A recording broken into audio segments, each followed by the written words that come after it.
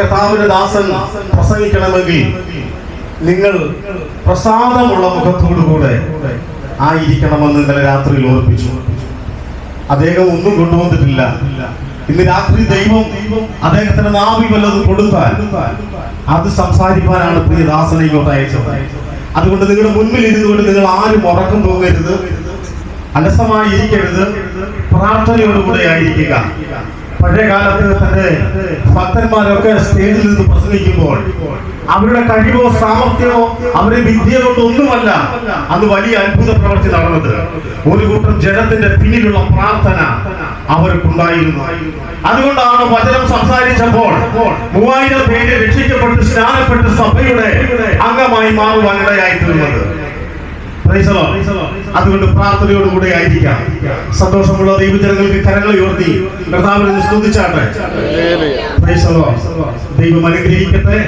കാരണം ഈ ലോകത്തിൽ ദൈവമക്കൾക്ക് കൈമുതൽ എന്ന് പറയുന്നത് ഈ സ്തോത്രവും ഈ ഹല്ലേലൂയയേ ഉള്ളൂ. ബാക്കിയൊന്നും നമ്മുടെ മുതലല്ല. എല്ലാം നമ്മൾ ഇവിടെ ഉപേക്ഷിച്ചു പോകും. എല്ലാം നമുക്ക് വേണ്ട, എല്ലാം കളഞ്ഞിട്ട് നമ്മൾ പോകേണ്ടവരാണ്. അപ്പോൾ അന്നും ഇന്നും അവിടെ ചെന്നാലും ഇവിടെ ഇരുന്നാലും ഹല്ലേലൂയയും സ്തോത്രവുമാണ് ദൈവമക്കളുടെ കൈമുതൽ. അതുകൊണ്ട് അത് മറന്നു പോകാതെ ഇന്ന് രാത്രിയിൽ പ്രാർത്ഥനയോടുകൂടെ ആയിരിക്കാം. ദൈവത്തിന് സ്തോത്രം. ദൈവവചനമാണ് നമ്മെ വിടുവിക്കുന്നത്. വചനത്തിൽ കൂടാണ് വിടുതൽ. അതുകൊണ്ടാണ് കർത്താവ് പറഞ്ഞത്, നിങ്ങൾക്ക് ഞാൻ അടിപ്പിണരാനുള്ള സൗഖ്യം വചനം അയച്ചു എഴുതിയും വിടുവിക്കും.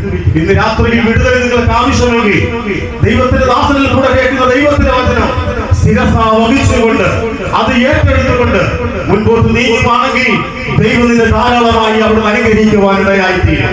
അതുകൊണ്ട് കർത്താവിന്റെ ദാസനെ സമയം കളയുന്നില്ല. ദൈവദാസനെ ഞാൻ ക്ഷണിക്കുകയാണ്. ദൈവത്തിന് സ്തോത്രം. പാസ്റ്റർ ജോമോ ജോസഫ് അദ്ദേഹത്തെ സ്നേഹത്തോടും ആദരവോടും കൂടെ വചന ശുശ്രൂഷയ്ക്കായി ക്ഷണിക്കുന്നു. പ്രാർത്ഥനയോടുകൂടി ആയിരിക്കാം. നമ്മെയും ദൈവദാസനെയും അനുഗ്രഹിക്കട്ടെ. ആമേൻ.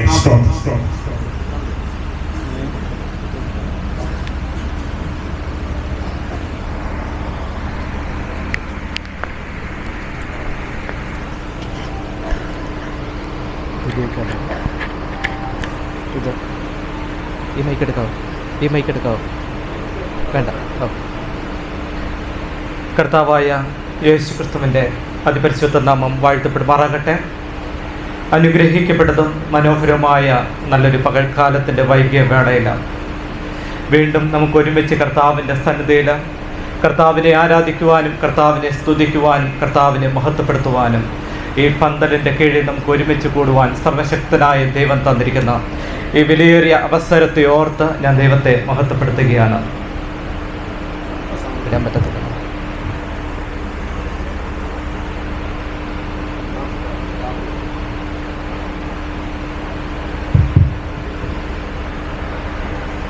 കലഞ്ഞൂർ സെവന്ത് ഡേ അഡ്വന്റിസ്റ്റ് സഭയുടെ നേതൃത്വത്തിൽ നടത്തപ്പെടുന്ന ഈ സുവിശേഷ യോഗ പരമ്പരയുടെ 2ാമത്തെ രാത്രികാലം നമുക്ക് ഒരുമിച്ച് വീണ്ടും കർത്താവിന്റെ പാദപ്പെടുത്തലായിരിക്കാം. കഴിഞ്ഞ രാത്രികാലം ശക്തമായ നിലയിൽ ദൈവത്തിന്റെ ആത്മാവ് പരിവർത്തിച്ചു. ദൈവത്തിന്റെ ആത്മാവ് ഇടപെട്ടു. ദൈവത്തിന്റെ സാന്നിധ്യം കൂടെയിരുന്നു. ഈ രാത്രികാലവും അപ്രകാരം തന്നെ ദൈവത്തിന്റെ സാന്നിധ്യം വെളിപ്പെടേണ്ടതിന് വേണ്ടിയും ദൈവത്തിന്റെ സാന്നിധ്യം നമ്മോട് കൂടെ ഇരിക്കേണ്ടതിന് വേണ്ടിയും ദൈവം നമ്മോട് സംസാരിക്കേണ്ടതിന് വേണ്ടിയും നമുക്ക് പ്രാർത്ഥനയോടുകൂടി ആയിരിക്കാം. പ്രത്യേക കഴിഞ്ഞ വർഷങ്ങളിൽ തുടർച്ചയായി നടത്തി വരുന്ന ഈ കൺവെൻഷൻ യോഗം ഇപ്രകാരം ഈ വർഷവും നടത്തുവാൻ കർത്താവ് തന്റെ സഭയെ സഹായിച്ചു. അതിനായിട്ട് നേതൃത്വം കൊടുത്ത കർത്താവിന്റെ ദാസനെ ഓർത്ത് ഞാൻ ദൈവത്തെ സ്തുതിക്കുന്നു. അദ്ദേഹത്തോടൊപ്പം തോളോട് തോൾ ചേർന്ന് നിന്ന് പ്രവർത്തിച്ച സഭയോർത്ത് ഞാൻ ദൈവത്തെ സ്തുതിക്കുകയാണ്. നിസ്വാർത്ഥമായ സേവനത്തിലൂടെ ദേശത്തിന്റെ മുഖത്ത് ഈ അന്ത്യകൃപാദൂത് വെളിപ്പെടുത്തുവാൻ സ്വർഗത്തിലെ ദൈവം ഈ കാലഘട്ടത്തിലും സഭയെ എടുത്തുപയോഗിക്കുന്നത് കൊണ്ട് ദൈവത്തെ മഹത്വപ്പെടുത്തിക്കുകയാണ്. പറഞ്ഞു വരുന്നത് പോലെ ദൈവത്തിന്റെ വേലയോടുള്ള ബന്ധത്തില്, ദൈവത്തിന്റെ രാജ്യത്തോടുള്ള ബന്ധത്തില്, ദൈവിക ശുശ്രൂഷയോടുള്ള ബന്ധത്തില് നാം ഒരു ചെറുപേരിലെങ്കിലും അനക്കിയിട്ടുണ്ട് എന്ന് വരികയിൽ പ്രതിഫലം കൊടുക്കുന്ന ഒരു ദിവസമുണ്ട് എന്ന് വിശുദ്ധ വേദപുസ്തകം നാം അടിവരയിട്ട് പറയുന്നത് കൊണ്ട് ഈ നാടുകളില് ഈ ദേശത്തിന്റെ മുഖത്ത് ദൈവത്തിന്റെ വേലയ്ക്ക് വേണ്ടി ചുക്കാൻ പിടിച്ച തോൾ വഹിച്ച എല്ലാ പ്രിയപ്പെട്ടവരെയും കർത്താവ് ധാരാളമായിട്ട് അനുഗ്രഹിക്കട്ടെ എന്ന് പ്രാർത്ഥിക്കുന്നു. പ്രത്യേക എളിവരും ഇപ്രകാരം ഈ ഒരു വർഷത്തിൽ രണ്ടാമത്തെ ദിവസത്തിനുള്ള ഒരു അവസരം തന്നതുകൊണ്ട് സ്ഥലം സഭയോടും ശുശ്രൂഷകരോടും സഭാ കമ്മിറ്റിയോടുമുള്ള നന്ദി ഇത്തരണത്തിൽ അറിയിക്കട്ടെ. അതോടൊപ്പം വളരെ ഭംഗിയാർന്ന ഗാന ശുശ്രൂഷയ്ക്ക് നേതൃത്വം കൊടുത്ത Advent voice pastor Mathew M ജോർജിന്റെ നേതൃത്വത്തിലുള്ള കൊയർ അംഗങ്ങള് കർത്താവ് നിങ്ങളെ അനുഗ്രഹിക്കട്ടെ. വളരെ ശക്തമായ നിലയിലാണ് അനുഗ്രഹിക്കപ്പെട്ട ഗാന ശുശ്രൂഷയ്ക്ക് നേതൃത്വം കൊടുക്കുവാൻ കർത്താവ് തന്റെ ദാസനെയും ദാസനോട് ചേർന്ന് നിന്ന് പ്രവർത്തിക്കുന്ന കുഞ്ഞുങ്ങളെയും ഒരുക്കിയതുകൊണ്ട് ഞാൻ ദൈവത്തെ മഹത്വപ്പെടുത്തുന്നു. അതോടൊപ്പം തന്നെ നല്ല ലൈറ്റ് സൗണ്ട് പ്രിയപ്പെട്ടവർക്കും നന്ദി അറിയിക്കുന്നു. അതോടൊപ്പം തന്നെ ടെലികാസ്റ്റിംഗ് കൊണ്ട് അതിന് നേതൃത്വം കൊടുക്കുന്ന പാസ്റ്ററോടും നന്ദി അറിയിക്കുന്നു. ഈ ശബ്ദപരിധിക്കുള്ളിൽ നിന്നുകൊണ്ട് അടുത്തും അകലെയുമായി ഈ ദൈവവചനത്തെ ശ്രവിക്കുന്ന ഈ കൺവെൻഷൻ യോഗത്തെ വീക്ഷിക്കുന്ന എല്ലാ പ്രിയപ്പെട്ടവരെയും സുവിശേഷത്തെ സുവിശേഷകരെ സ്നേഹിക്കുന്ന എല്ലാ പ്രിയപ്പെട്ടവരെയും കർത്താവായ യേശു ക്രിസ്തുവിന്റെ നിസ്തുല്യ നാമത്തിൽ ഈ യോഗ പരമ്പരയിലേക്ക് ഹാർദമായിട്ട് സ്വാഗതം ചെയ്തുകൊള്ളട്ടെ. പ്രത്യേക ഇന്നിവിടെ കൂടി വന്നിരിക്കുന്ന പ്രിയപ്പെട്ടവർക്കും കർത്താവായ യേശു ക്രിസ്തുവിന്റെ നിസ്തുല്യ നാമത്തിന്റെ സ്നേഹവന്ദനം അറിയിക്കട്ടെ. വേദിയിലും സദസ്സിലുമായി നിരവധി ദേവദാസന്മാരുണ്ട്. നിങ്ങൾക്കും കർത്താവായ യേശു ക്രിസ്തുവിന്റെ നിസ്തുല്യ നാമത്തിലാണ് സ്നേഹവന്ദനം അറിയിക്കട്ടെ. സമയം വളരെ പരിമിതമാണ്. വളരെ ശക്തമായ വളരെ വ്യക്തതയോടുകൂടി വലിയൊരു ദൂത് ഈ ദേശത്തോട് അറിയിക്കുവാനുണ്ടാകും. ആകയാൽ നമുക്ക് പ്രാർത്ഥനയോടുകൂടിയും ഈ ഭാഗത്തേക്ക് നമുക്ക് കടക്കാം. ഇന്ന് രാത്രി കാലത്തെ ചിന്തയ്ക്കായിട്ട് തെരഞ്ഞെടുത്തിരിക്കുന്ന വേദഭാഗം യോഹന്നാൻ എഴുതിയ സുവിശേഷം 4-ാം അധ്യായം അതിലെ 24-ാമത്തെ വാക്യം നമുക്കൊന്ന് വായിക്കാം. യോഹന്നാൻ എഴുതിയ നിങ്ങൾ അറിയാത്തതിനെ നമസ്കരിക്കുന്നു, ഞങ്ങളോ അറിയുന്നതിനെ നമസ്കരിക്കുന്നു. രക്ഷ യഹൂദന്മാരുടെ ഇടയിൽ നിന്നല്ലോ വരുന്നത്. 25-ാം വാക്യം. സ്ത്രീ അവനോട് മശിഹ എന്ന് ദൈവം ആത്മാവാകുന്നു, അവിടുത്തെ നമസ്കരിക്കുന്നവർ ആത്മാവിലും സത്യത്തിലും നമസ്കരിക്കണം. മതി. കണ്ണുകൾ അടയ്ക്കാം, നമുക്ക് പ്രാർത്ഥിക്കാം. എല്ലാ പ്രിയപ്പെട്ടവരുടെയും കണ്ണുകൾ അടങ്ങട്ടെ. ഹൃദയം ദൈവസന്നിധിയിലേക്ക് ഉയർത്തിയാട്ടെ. സഹായം നൽകുന്ന പർവ്വതത്തിങ്കിലേക്ക് നമുക്ക് നമ്മളെ തന്നെ സമർപ്പിക്കാം. ആകാശത്തിനും ഭൂമിക്കും നാഥനായ ഞങ്ങളുടെ വാഴ്ത്തപ്പെട്ടവനായ നല്ല കർത്താവേ, ഈ അനുഗ്രഹിക്കപ്പെട്ടതും മനോഹരമായ നല്ല രാത്രികാലം ഞങ്ങൾ അങ്ങയുടെ സന്നിധിയിലേക്ക് കടന്നു വരുന്നു. നാഥാ, കലഞ്ഞൂർ സെവന്ത് ഡേ അഡ്വന്റിസ്റ്റ് സഭയുടെ നേതൃത്വത്തിൽ നടത്തപ്പെടുന്ന സുവിശേഷ യോഗ പരമ്പരയുടെ രണ്ടാമത്തെ രാത്രികാലം ഞങ്ങൾ അങ്ങയുടെ പാദപ്പെടുത്തൽ അടയുന്നു. ഞങ്ങൾ അങ്ങയുടെ സന്നിധിയിൽ ഇരിക്കുന്നു. ഞങ്ങൾ വായിച്ചു കേട്ട തിരുവചന ഭാഗവുമായി ഞങ്ങൾ കടന്നു വരുന്നു. നാഥാ, സ്വർഗം അടിങ്ങളുടെ പ്രാർത്ഥനയ്ക്ക് ചെവി കൊടുക്കുന്നതിനാ സ്തോത്രം. വായിച്ചു കേട്ട തിരുവചന ഭാഗത്തെ കർത്താവിന്റെ കരങ്ങളിൽ തരുന്നു. അമേ കേൾക്കപ്പെട്ട തിരുവചനമാകുന്ന അപ്പത്തെ കർത്താവെ കരങ്ങളിൽ തരുന്നു. വാഴ്ത്തി അനുഗ്രഹിച്ച് വിളമ്പി തരുന്നത് കൊണ്ട് സ്തോത്രം. ഞങ്ങൾ ഭക്ഷിച്ച ബലം പ്രാപിച്ചുകൊണ്ടാം ശേഷിക്കുന്ന കഷണങ്ങളുമായി ഞങ്ങൾക്ക് വേണ്ടി ഒരുക്കുന്ന ഭവനത്തിലേക്ക് ഓടുവാൻ തക്കവണ്ണമുള്ള കൃപാത്രാണിയും ഈ തിരുവചനത്തിലൂടെ പകർന്നു തരുന്നതിനാ നന്ദിയോടെ കർത്താവിനെ സ്തുതിക്കുന്നു. വചനം അങ്ങയുടേതാക്കിയ സ്തോത്രം, ജനം അങ്ങയുടേതാക്കിയ സ്തോത്രം. ദൈവത്തിന്റെ ആത്മാവ് വചനത്തിലൂടെ അവിടുത്തെ ജനത്തോട് ഇടപെടുന്നത് കൊണ്ട് നന്ദിയോടെ കർത്താവിനെ സ്തുതിക്കുന്നു. നാഥാ, ആമേൻ. ഈ വചനത്തിന് മുമ്പാകെ ആയിരിക്കുന്ന വ്യക്തി ജീവിതങ്ങളെ കരങ്ങളിൽ തരുന്നു. അങ്ങയുടെ പാദപീഠങ്ങൾ 3 രാപ്പകലിരുന്ന ജനത്തിന്റെ ഹൃദയത്തിന്റെ അവസ്ഥകളെ കണ്ട കർത്താവ്, ശാരീരികമായിട്ടുള്ള അവസ്ഥകളെ കണ്ട കർത്താവ്, ശാരീരികമായിട്ടുള്ള പോരായ്മകളെ കണ്ട കർത്താവ്, ശാരീരികമായിട്ടുള്ള ബലഹീനതകളെ കണ്ട കർത്താവ്, ഇന്ന് രാത്രികാലം അങ്ങയുടെ പാദപീഠത്തിൽ ഇരിക്കുന്ന ജനത്തിന്റെ അവസ്ഥകളോട് അവിടുന്ന് മനസ്സലിയുന്നത് കൊണ്ട് സ്തോത്രം. വചനം അവരുടെ അവസ്ഥകൾ കത്തോളം സംസാരിക്കുന്നതിനാ സ്തോത്രം. വചനം അവരുടെ സൗഖ്യത്തിന് വിടുതലിന് കാരണമാക്കുന്നതിനാ സ്തോത്രം. നിന്റെ വചനം കാലിന് ദീപവും പാതയ്ക്ക് പ്രകാശവുമാകുന്നത് തിരുവെഴുത്ത് പറയുന്നത് പോലെ, പാറയെ പിളർക്കുന്ന ചുറ്റിക എന്നതുപോലെ ആമേ വചനം സൗഖ്യമാക്കുവാൻ കഴിയുന്ന തലത്തിൽ വചനത്തിന്റെ രാത്രികാലം ഇവിടെ പ്രവർത്തിക്കുന്നത് കൊണ്ട് സ്തോത്രം. പ്രത്യേക പ്രത്യേക വചനം കേൾക്കുന്ന ജനത്തിനായി സ്തോത്രം ചെയ്യുന്നു. ദേശത്തെ കർത്താവിന്റെ കരങ്ങളിലേക്ക് തരുന്നു. ജീവന്റെ പുസ്തകത്തിൽ പേരെഴുതപ്പെടാത്ത ആരെങ്കിലും പ്രിയപ്പെട്ടവർ ഈ ദൈവവചനത്തിന് മുൻപാകിയിരിക്കുന്നു എന്ന് വരികിൽ ഇന്ന് രാത്രികാലം പ്രിയപ്പെട്ടവരുടെ ഹൃദയങ്ങളെ തുറക്കപ്പെടുവാൻ തക്കവണ്ണം ലൂദിയയുടെ ഹൃദയത്തെ തുറന്നതുപോലെ പല വ്യക്തി ജീവിതങ്ങളുടെയും ഹൃദയങ്ങൾ തുറക്കപ്പെടുവാൻ, മാനസാന്തരത്തിന്റെ അനുഭവത്തിലേക്ക് കടന്നു വരുവാൻ, രൂപാന്തരത്തിന്റെ അനുഭവത്തിലേക്ക് കടന്നു വരുവാൻ, നിത്യജീവന് വേണ്ടി ഒരുങ്ങപ്പെടുവാൻ, കർത്താവിന്റെ രണ്ടാമത്തെ വരവിന് വേണ്ടി ജീവിതങ്ങളെ സമർപ്പിപ്പാൻ ഈ ശുശ്രൂഷകളിൽ മുഖാന്തരമാക്കി തീർക്കുന്നത് കൊണ്ട് നന്ദിയോടെ കർത്താവിനെ സ്തുതിക്കുന്നു. ഒരിക്കൽ കൂടി അങ്ങയുടെ ജനത്തെ കരങ്ങളിൽ തരുന്നു. ഈ ദേശത്തെ കർത്താവിന്റെ കരങ്ങളിലേക്ക് തരുന്നു. എളിയവനെയും കർത്താവിന്റെ കരങ്ങളിൽ തരുന്നു. ഇന്നലകളിൽ പ്രസംഗിച്ച പരിചയത്തിലെല്ലാം പുതിയ കൃപയിൽ പുതിയ ശക്തിയിൽ നിന്ന് കൊണ്ടാം, ദൈവാത്മാവിൽ നിന്ന് കൊണ്ടാം, ക്രൂശിന്റെ മറവിൽ നിന്ന് കൊണ്ടാം ദൈവത്തിന്റെ വചനത്തെ അതിന്റെ ശക്തിയോടെ ഘോഷിപ്പാൻ തക്കവണ്ണം പരിശുദ്ധാത്മാവിൽ ഞങ്ങളെ ഓരോരുത്തരെയും നിറയ്ക്കുന്നത് കൊണ്ട് സ്തോത്രം. ഒരിക്കൽ കൂടി ഞങ്ങളെ തരുന്നു. കൃപയിൽ ഞങ്ങളെ ഓരോരുത്തരെയും നിറയ്ക്കണമേ. പ്രാർത്ഥന കേട്ടതിനായി നന്ദി. മാനവും മഹത്വവും അങ്ങേക്കുള്ളതാം യേശു ക്രിസ്തുവിന്റെ നാമത്തിൽ അടിയങ്ങൾ താഴ്മയോടെ യാചിക്കുന്നു. കേൾക്കണമേ സ്വർഗ്ഗീയ പിതാവേ. ആമേൻ, ആമേൻ. ഇന്നേക്ക് ഏതാണ്ട് 2000 വർഷങ്ങൾക്ക് മുമ്പ് ജെറുസലേമിൽ അറിവില്ലാത്തവനായ, പരിജ്ഞാനമില്ലാത്തവനായ, വിക്കനും എടുത്തുചാട്ടക്കാരനുമായ ഒരുവൻ 18ലധികം ഭാഷക്കാരുടെ മുൻപിൽ നിന്നുകൊണ്ട് പ്രസംഗിച്ചു. ആ പ്രസംഗത്തിൽ ഏതാണ്ട് 3000-ലധികം മനുഷ്യർ മാനസാന്തരപ്പെട്ടു. ആ പ്രസംഗത്തിന്റെ പേര് പത്രോസ് എന്ന. ചോദ്യം ഇതാ പത്രോസിനോട്: പത്രോസേ, അങ്ങയുടെ ഒരു പ്രസംഗത്തിൽ ഗമാലിന്റെ ഭാഷയിൽ പറഞ്ഞാൽ അറിവിൽ സമർത്ഥരല്ലാത്ത, ബലഹീനരായ, അസ്ഥിരന്മാരായ ഇവർ എന്ന് പറയാൻ പത്രോസ്.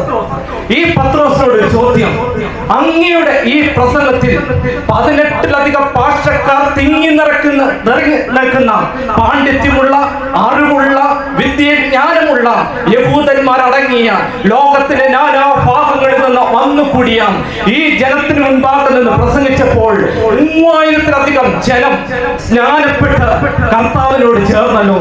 കാരണം എന്താ എന്ന് ചോദിച്ചാൽ ആ മനുഷ്യ പറയും: പിന്നണിയിൽ ഒരു 119 പേർ പ്രാർത്ഥിക്കുവാനുണ്ടായിരുന്നു. പിടികിട്ടിയോ? 120 പേർ അടങ്ങിയ സംഘം മർക്കോസിന്റെ മാളികയിൽ നിന്ന് പ്രാർത്ഥിച്ചപ്പോൾ 120-ാമത്തവൻ പത്രോസ് എഴുന്നേറ്റ് നിന്ന് പ്രസംഗിച്ചു. ആ പ്രസംഗത്തിൽ 3000-ലധികം പേർ മാനസാന്തരപ്പെടുവാൻ തക്കവണ്ണം കാരണമായതിന്റെ കാരണം എന്തെന്ന് ചോദിച്ചാൽ പ്രാർത്ഥിക്കുന്ന ഒരു ജനം മുന്നണിയിലും പിന്നണിയിലും ഉണ്ടായിരുന്നു. അങ്ങനെയെങ്കിൽ ഇന്ന് നാം ദേശത്തോട് ഒരു ദൂത് വഹിക്കുകയാണ്. ഇതൊരു പോരാട്ടമാണ്. സാത്താനോടും അവന്റെ സംഘത്തോടും നടത്തുന്ന പോരാട്ടം. ആരാണ് നടത്തുന്നത്? ദൈവത്തിന്റെ ജനമടങ്ങിയ, ദൈവത്തിന്റെ ദാസന്മാരായ, ദൈവത്തിന്റെ ശിഷ്യന്മാരായ കർത്താവിനോട് ചേർന്ന് നിന്നുകൊണ്ട് ഒരു പോരാട്ടം നടക്കുകയാണ്. ഈ പോരാട്ടം കൈയുടെ ബലത്തിലല്ല, അറിവിന്റെ ബലത്തിലല്ല, അറിവിന്റെ കഴിവിലുമല്ല, വ്യക്തിയുടെ മഹിമയിലുമല്ല, പകരം പ്രാർത്ഥനയിലാണ്. അങ്ങനെയാണെങ്കിൽ ഇന്ന് രാത്രികാലം എല്ലാ അതരങ്ങളും ചലിപ്പിക്കുന്ന രാത്രികാലമായി തീരട്ടെ. എല്ലാ ഹൃദയങ്ങളും ദൈവസന്നിധിയിൽ തുറക്കപ്പെടുന്ന രാത്രികാലമായി തീരട്ടെ. ദേശത്തിന് വേണ്ടി നമുക്ക് പ്രാർത്ഥിക്കാം. ദേശത്തിലെ ജനത്തിന് വേണ്ടി പ്രാർത്ഥിക്കാം. ഈ സഭ ഇപ്രകാരം ഒരു യോഗം ക്രമീകരിക്കുമ്പോൾ ധാരാളം കഷ്ടപ്പാടുകൾ ഇതിന് പിന്നണിയിലുണ്ട്. സാമ്പത്തിക തലത്തില്, ആരോഗ്യ തലത്തില്, ആൾബലത്തില് ഒരുപാട് കഷ്ടതകൾ അനുഭവിച്ചുകൊണ്ട് ഈ യോഗം ക്രമീകരിക്കുന്നത്. ഈ യോഗത്തിനൊക്കെയും പ്രതിഫലം കിട്ടുന്ന ഒരു ദിവസങ്ങളായി തീരട്ടെ ഈ രാത്രികാലം. സങ്കീർത്തനക്കാരന്റെ ഭാഷയിൽ പറഞ്ഞാൽ കണ്ണുനീരോടെ വിതയ്ക്കുന്നവൻ ആർപ്പോടെ കൊയ്യും. ഇന്ന് രാത്രികാലം കണ്ണുനീരോടെ വിതയ്ക്കുന്ന ഒരു ജനം, പ്രാർത്ഥിക്കുന്ന ഒരു ജനം, ആമേൻ, ഇന്ന് രാത്രികാലം പന്തലിന് കീഴിലുണ്ട് എന്ന് വരികിൽ പ്രവർത്തിക്കുന്ന ദൈവം ഇന്ന് രാത്രികാലം ഇറങ്ങും. ആമേൻ. പൗലോസ് പറയുന്നത് ഇങ്ങനെയാണ്: എഫെസോസ് പട്ടണത്തെ അടക്കി വേണം ആർത്തമിസ് ദേവിയുടെ ശക്തിയെ പിടിച്ചു കെട്ടുവാൻ തുറന്നോസിന്റെ പാഠശാലയിൽ എഴുന്നേറ്റ് നിന്ന് പ്രസംഗിച്ച പൗലോസിന്റെ നാവിൽ നിന്ന് പുറപ്പെട്ട തിരുവചനത്തിൽ സാധിച്ചു എങ്കിൽ എഫെസോസ് പട്ടണത്തിൽ ഒരു ജനത്തിന് മാനസാന്തരത്തിന് വേണ്ടി 50,000-ലധികം വില വരുന്ന മന്ത്രത്തകിടുകളെ തീയിലിട്ട് ചുട്ടരിക്കത്തക്ക വിധത്തിൽ വചനത്തിന്റെ ശക്തിയോടെ ജനഹൃദയങ്ങളിലേക്ക് കടന്നു ചെല്ലുവാൻ സാധിച്ചുവെങ്കിൽ പ്രാർത്ഥിക്കുന്ന ഒരു സഭ എഫെസോസിൽ ഉണ്ടായിരുന്നു. ഉണ്ടായിരുന്നു എന്നുള്ളതാണ്. അങ്ങനെയെങ്കിൽ ദേശത്തിന്റെ മുഖത്ത് ഒരു വിടുതൽ വരണം, ദേശത്തിന്റെ മുഖത്ത് ഒരു മാനസാന്തരം ഉണ്ടാവണം, ദേശത്തിന്റെ മുഖത്ത് കൊയ്ത്തിന്റെ നല്ല നാടുകൾ ഉണ്ടാകണം. ആകയാൽ പ്രാർത്ഥനയോടുകൂടി ദൈവസന്നിധിയിൽ ഇരിക്കണം. പാസ്റ്റർ ഓർമ്മപ്പെടുത്തിയതുപോലെ ഉറങ്ങുന്നവരായിരിക്കരുത്. ഉറങ്ങാനുള്ള എല്ലാ സാഹചര്യവും ഉണ്ട്, നല്ല തണുത്ത കാറ്റ്, നല്ല അന്തരീക്ഷം. പക്ഷെ ഉണർന്നെഴുതുകൊണ്ട് പ്രാർത്ഥനയിൽ സാത്താനോടും അവന്റെ സംഘത്തോടും നമുക്ക് ദൈവത്തോട് ചേർന്ന് നിന്ന് പോരാടാം. നാം വായിച്ചു കേട്ട ഭാഗം ഇങ്ങനെയാണ്. യോഹന്നാൻ എഴുതിയ സുവിശേഷം 4:24. ദൈവം ആത്മാവ് ആകുന്നു, അവനെ നമസ്കരിക്കുന്നവർ ആത്മാവിലും സത്യത്തിലും നമസ്കരിക്കണം. വിശുദ്ധ വേദപുസ്തകം നാം എടുത്ത് പരിശോധിക്കുന്നു എങ്കിൽ അത്യുന്നതനായ ദൈവത്തിങ്കിൽ നിന്നും മനുഷ്യവർഗത്തിന് ലഭിച്ച അത്യുത്തമമേറിയ ദാനമാണ് വിശുദ്ധ തിരുവെഴുത്ത്. എന്തെന്നാൽ ദൈവത്തിന്റെ രക്ഷാ പദ്ധതി മാനവികതയ്ക്ക്, മാനവ ജാതിക്ക് വെളിപ്പെടുത്തുന്ന ഒരു ഗ്രന്ഥമേത് എന്ന് ചോദിച്ചാൽ അത് വിശുദ്ധ വേദപുസ്തകമാണ്. മാത്രമല്ല ഈ മാനവികതയുടെ ഈ കാലഘട്ടത്തിൽ ഏറ്റവും അധികം സ്വാധീനം ചെലുത്തപ്പെട്ട ഒരു ഗ്രന്ഥം ഈ ലോകത്തിൽ ഉണ്ടോ എന്ന് ചോദിച്ചാൽ തർക്കമില്ലാതെ പറയാം, ഇല്ല, അതൊന്നേ ഉള്ളൂ, അത് വിശുദ്ധ വേദപുസ്തകമാണ്. എന്ന് പറഞ്ഞാൽ മനുഷ്യരാശിയിൽ എല്ലാ കാലത്തും ഒരുപോലെ സ്വാധീനം ചെലുത്തപ്പെട്ടിട്ടുള്ള ഒരു ഗ്രന്ഥമുണ്ടെങ്കിൽ അത് വിശുദ്ധ വേദപുസ്തകമാണ്. ഏതെല്ലാം കാലഘട്ടത്തിലൂടെ, ഏതെല്ലാം സാഹചര്യങ്ങളിലൂടെ, ഏതെല്ലാം തലങ്ങളിൽ കടന്നു ചെന്നിട്ടുണ്ടോ അവിടങ്ങളിലെല്ലാം വലിയ സ്വാധീനങ്ങൾ ചെലുത്തപ്പെട്ടിട്ടുണ്ട്. കടന്നു ചെന്ന വ്യക്തികളിലാകട്ടെ, കടന്നു ചെന്നിട്ടുള്ള കുടുംബങ്ങളിലാകട്ടെ, കടന്നു ചെന്നിട്ടുള്ള രാഷ്ട്രങ്ങളിലാകട്ടെ, കടന്നു ചെന്നിട്ടുള്ള ഭൂഖണ്ഡങ്ങളിലാകട്ടെ, വൻ മാറ്റങ്ങൾ, വൻകിട മാറ്റങ്ങൾക്ക് തുടക്കം കുറിക്കുവാൻ ഈ വിശുദ്ധ വേദപുസ്തകത്തിന് സാധിച്ചിട്ടുണ്ട്. എന്തിനേറെ പറയണം, ഈ ഭൂഖണ്ഡം, ആഫ്രിക്കയുടെ ഭൂഖണ്ഡം, ഇരുണ്ട ഭൂഖണ്ഡം എന്ന് വിശേഷിപ്പിക്കുന്ന ആഫ്രിക്കയുടെ മണ്ണിലേക്ക് ഒരു കാലത്ത് ഡേവിഡ് ലിവിങ്സ്റ്റൺ കടന്നു ചെല്ലുന്നതിന് മുമ്പ് അവിടുത്തെ ഒരു ജനം, കിരാത ജനം, നരഭോജികളായ അപരിഷ്കൃതരായ ഒരു ജനം ഉണ്ടായിരുന്നു. തങ്ങളുടേതല്ലാത്ത ആളുകളെ കണ്ടാൽ വെട്ടിപ്പുഴുങ്ങി തീയിലിട്ട് ചുട്ട് കഴിക്കുന്ന ഒരു മനുഷ്യകുലം ഉണ്ടായിരുന്നു. എന്നാൽ ഡേവിഡ് ലിവിങ്സ്റ്റനെ പോലുള്ള ദൈവദാസന്മാർ 18-ാം നൂറ്റാണ്ടുകൾക്ക് ശേഷം കടന്നു ചെന്നതോടെ ദൈവത്തിന്റെ വചനത്തിന്റെ തിരികൾ തീനാളങ്ങളായി ആഫ്രിക്കയുടെ ഭൂഖണ്ഡത്തിൽ കത്തുകയും അങ്ങനെ ഒരു ജാതി, ഒരു കുലം, ഒരു ഗോത്രം, ഒരു രാജ്യം, ഒരു ഭൂഖണ്ഡം വചനത്തെ ചുമക്കുവാൻ തക്ക വിധത്തില്, മാനസാന്തരത്തിന്റെ വിത്തുകൾ വിതയ്ക്കുവാൻ തക്ക വിധത്തില്, ദൈവവചനത്തെ ചുമക്കുവാൻ കഴിയുന്ന തലത്തില് വചനം അവിടെ പ്രവർത്തിച്ചു. അത്രത്തോളം അറിവില്ലാത്ത കിരാതന്മാരായ അപരിഷ്കൃതരായ ദൈവജനത്തിന്റെ ഇടയിൽ പോലും സ്വാധീനം ചെലുത്തുവാൻ കഴിഞ്ഞിട്ടുള്ള ഒരു ഗ്രന്ഥമാണ് വിശുദ്ധ വേദപുസ്തകം. ചോദ്യം ഇതാ, എന്തുകൊണ്ട് ഈ വേദപുസ്തകത്തിന് ഇത്രത്തോളം പ്രാധാന്യം നാം കൊടുക്കേണ്ടത്?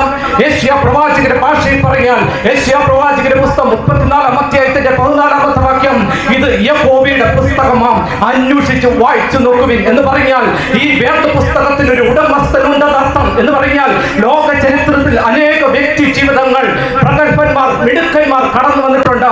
അരിസ്റ്റോട്ടിൽ, പ്ലേറ്റോ, അതോടൊപ്പം തന്നെ കാൾ മാർക്സ്, അങ്ങനെ തുടങ്ങിയ പ്രഗത്ഭന്മാർ കടന്നു വന്നു. അവരൊക്കെ പുസ്തകങ്ങൾ രചിക്കപ്പെട്ടു. എന്നാൽ കാലത്തിന്റെ പഴമയിൽ, കാലത്തിന്റെ പഴക്കത്തിൽ, കാലഹരണപ്പെട്ടു പോയപ്പോഴും എന്നും പഴക്കത്തിൽ അല്പം പോലും മയപ്പെടാതെ പുതുമയോടെ മുന്നേറുന്ന ഒരു ഗ്രന്ഥമുണ്ടെങ്കിൽ അത് വിശുദ്ധ വേദപുസ്തകമാണ്.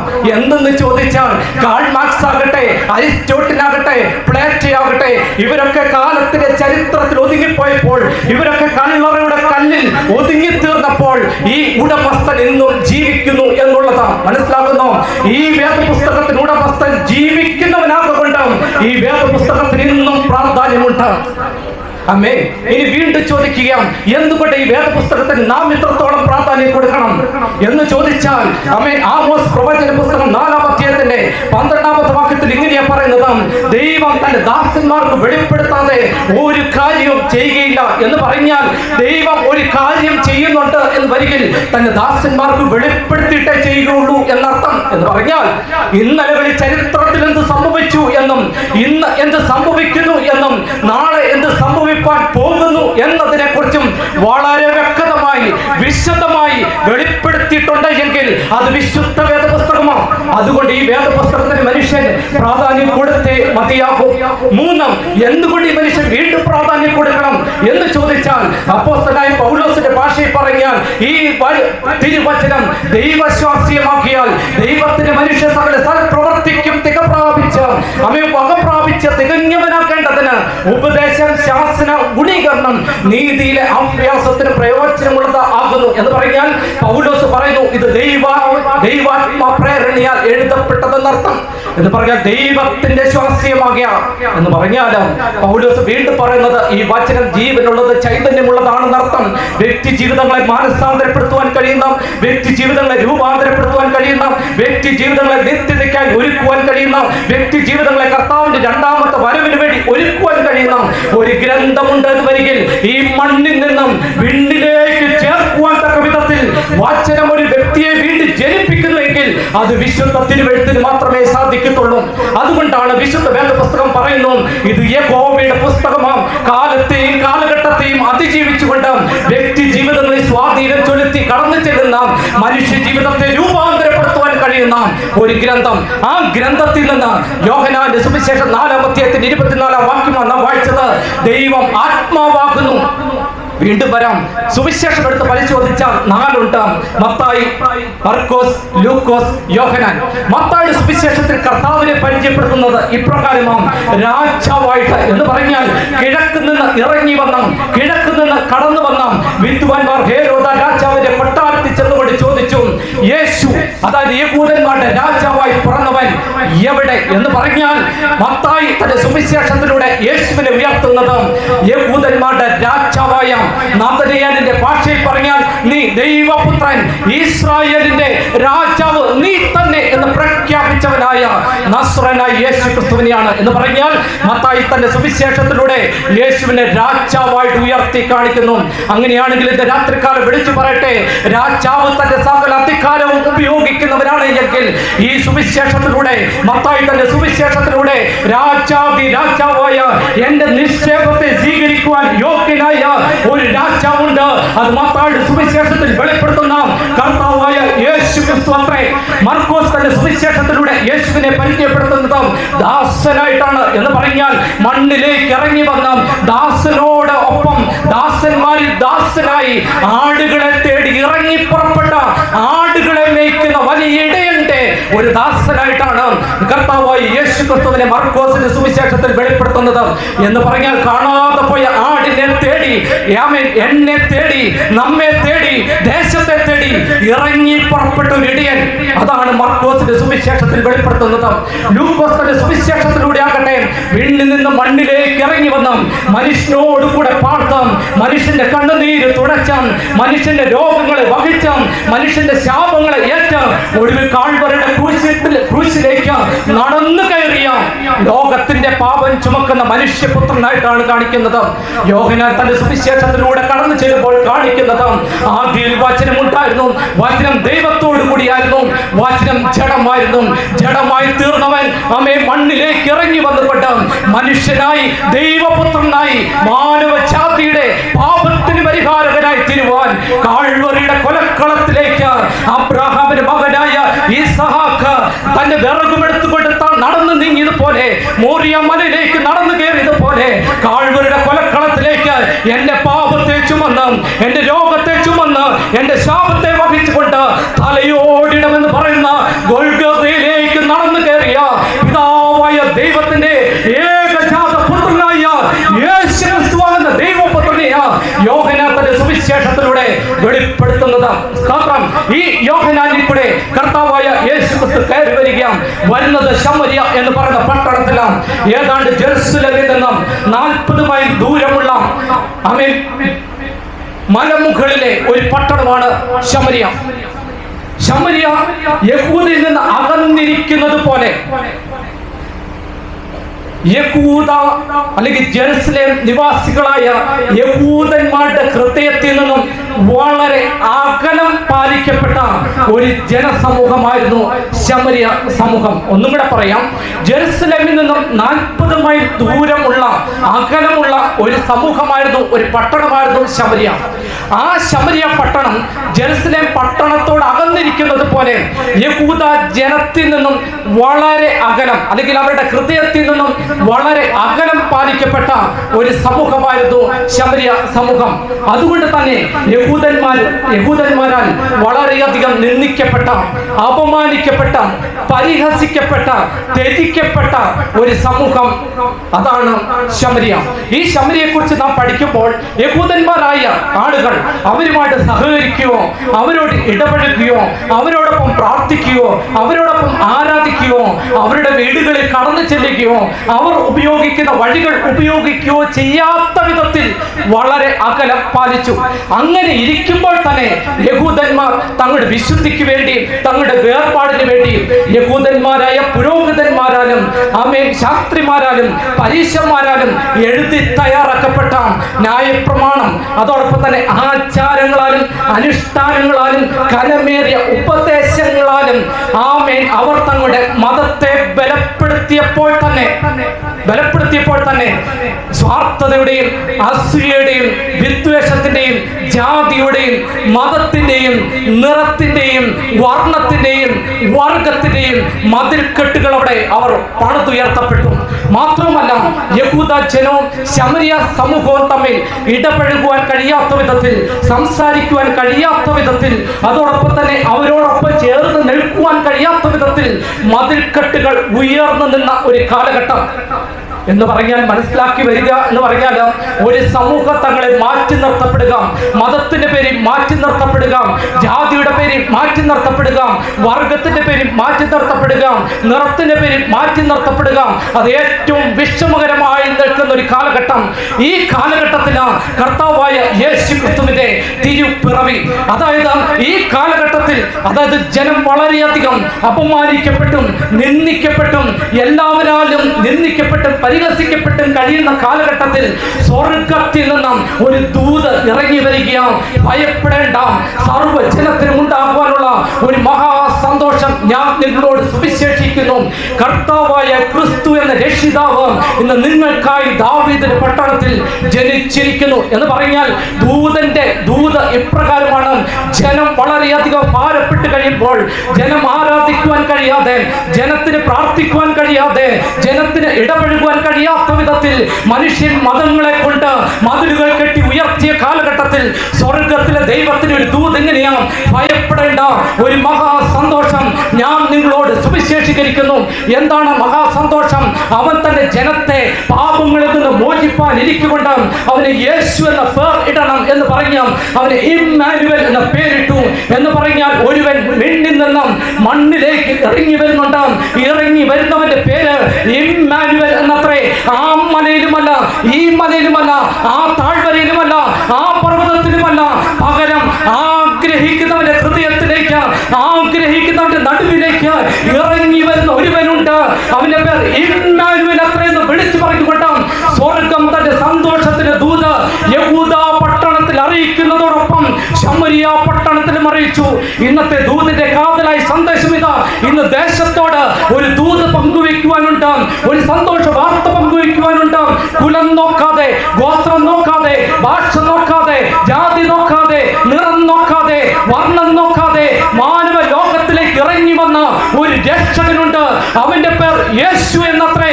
ആ യേശുവിനെ നിങ്ങളുടെ മുൻപാകെ പരിചയപ്പെടുത്തുക എന്നുള്ള വലിയൊരു ഉത്തരവാദിത്തമായി ഇന്ന് രാത്രികാലം എന്നെ നിക്ഷിപ്തമായിരിക്കുന്നത്. ഈ രാത്രികാലത്തെ സന്ദേശത്തിന്റെ വിഷയം തന്നെ എങ്ങനെയാണ്? എന്റെ ജനത്തെ ആരാധിപ്പാൻ വിട്ടയക്കാം. ആ വലിയ തലക്കെട്ടിൽ നിന്നുകൊണ്ട് എങ്ങനെ ഈ ദൈവത്തെ ആരാധിക്കാം എന്നതിനെ അടിസ്ഥാനമാക്കിയാണ് നാം ഈ ചിന്തിക്കുവാൻ പോകുന്നത്.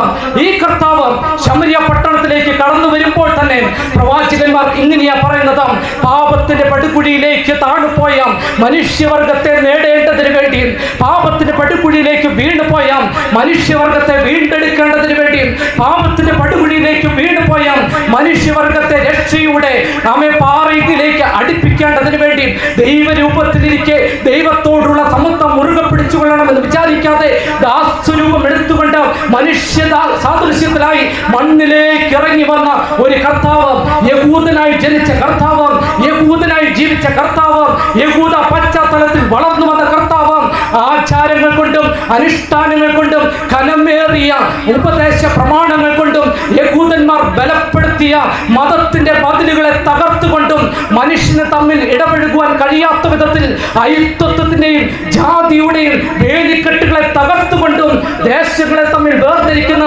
മനുഷ്യരെ തമ്മിൽ വേർതിരിക്കുന്ന ആചാരങ്ങളുടെയും അനുഷ്ഠാനങ്ങളുടെയും അതോടൊപ്പം തന്നെ വ്യത്യസ്തമായ ആരാധനകളുടെയും വ്യത്യസ്തമായ വിശ്വാസങ്ങളുടെയും മതത്തിന്റെ ചട്ടക്കൂടുകളെ ഇളക്കി പൊളിച്ചുകൊണ്ട് കർത്താവായ യേശു ക്രിസ്തു ശമര്യ എന്ന് പറയുന്ന പട്ടണത്തിലേക്ക് കടന്നു വരിക. പാപപങ്കുലമായ പട്ടണത്തിൽ പാപപങ്കുലമായ ജീവിതം നയിക്കുന്ന ശമര്യക്കാരിയായ സ്ത്രീയെ കണ്ടുമുട്ടിക്കൊണ്ട് അവളോട് സംസാരിക്കുന്നു, അവളോട് വെള്ളം ചോദിക്കുന്നു, അവളോട് അവളുടെ കുടുംബത്തിലെ വിശേഷങ്ങൾ ആരായുന്നു.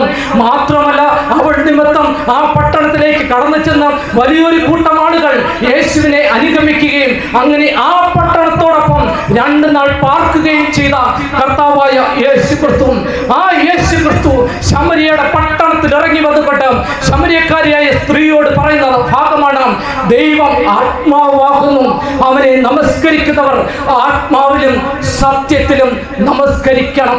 സ്തോത്രം. ഇന്നത്തെ മനുഷ്യൻ, സൃഷ്ടിയുടെ മകുടമായ മനുഷ്യൻ വ്യത്യസ്തമായ തലങ്ങളിൽ വ്യത്യസ്തമായ രീതികളിൽ ആരാധിക്കുന്ന രംഗമാണ് നാം കാണുന്നത്.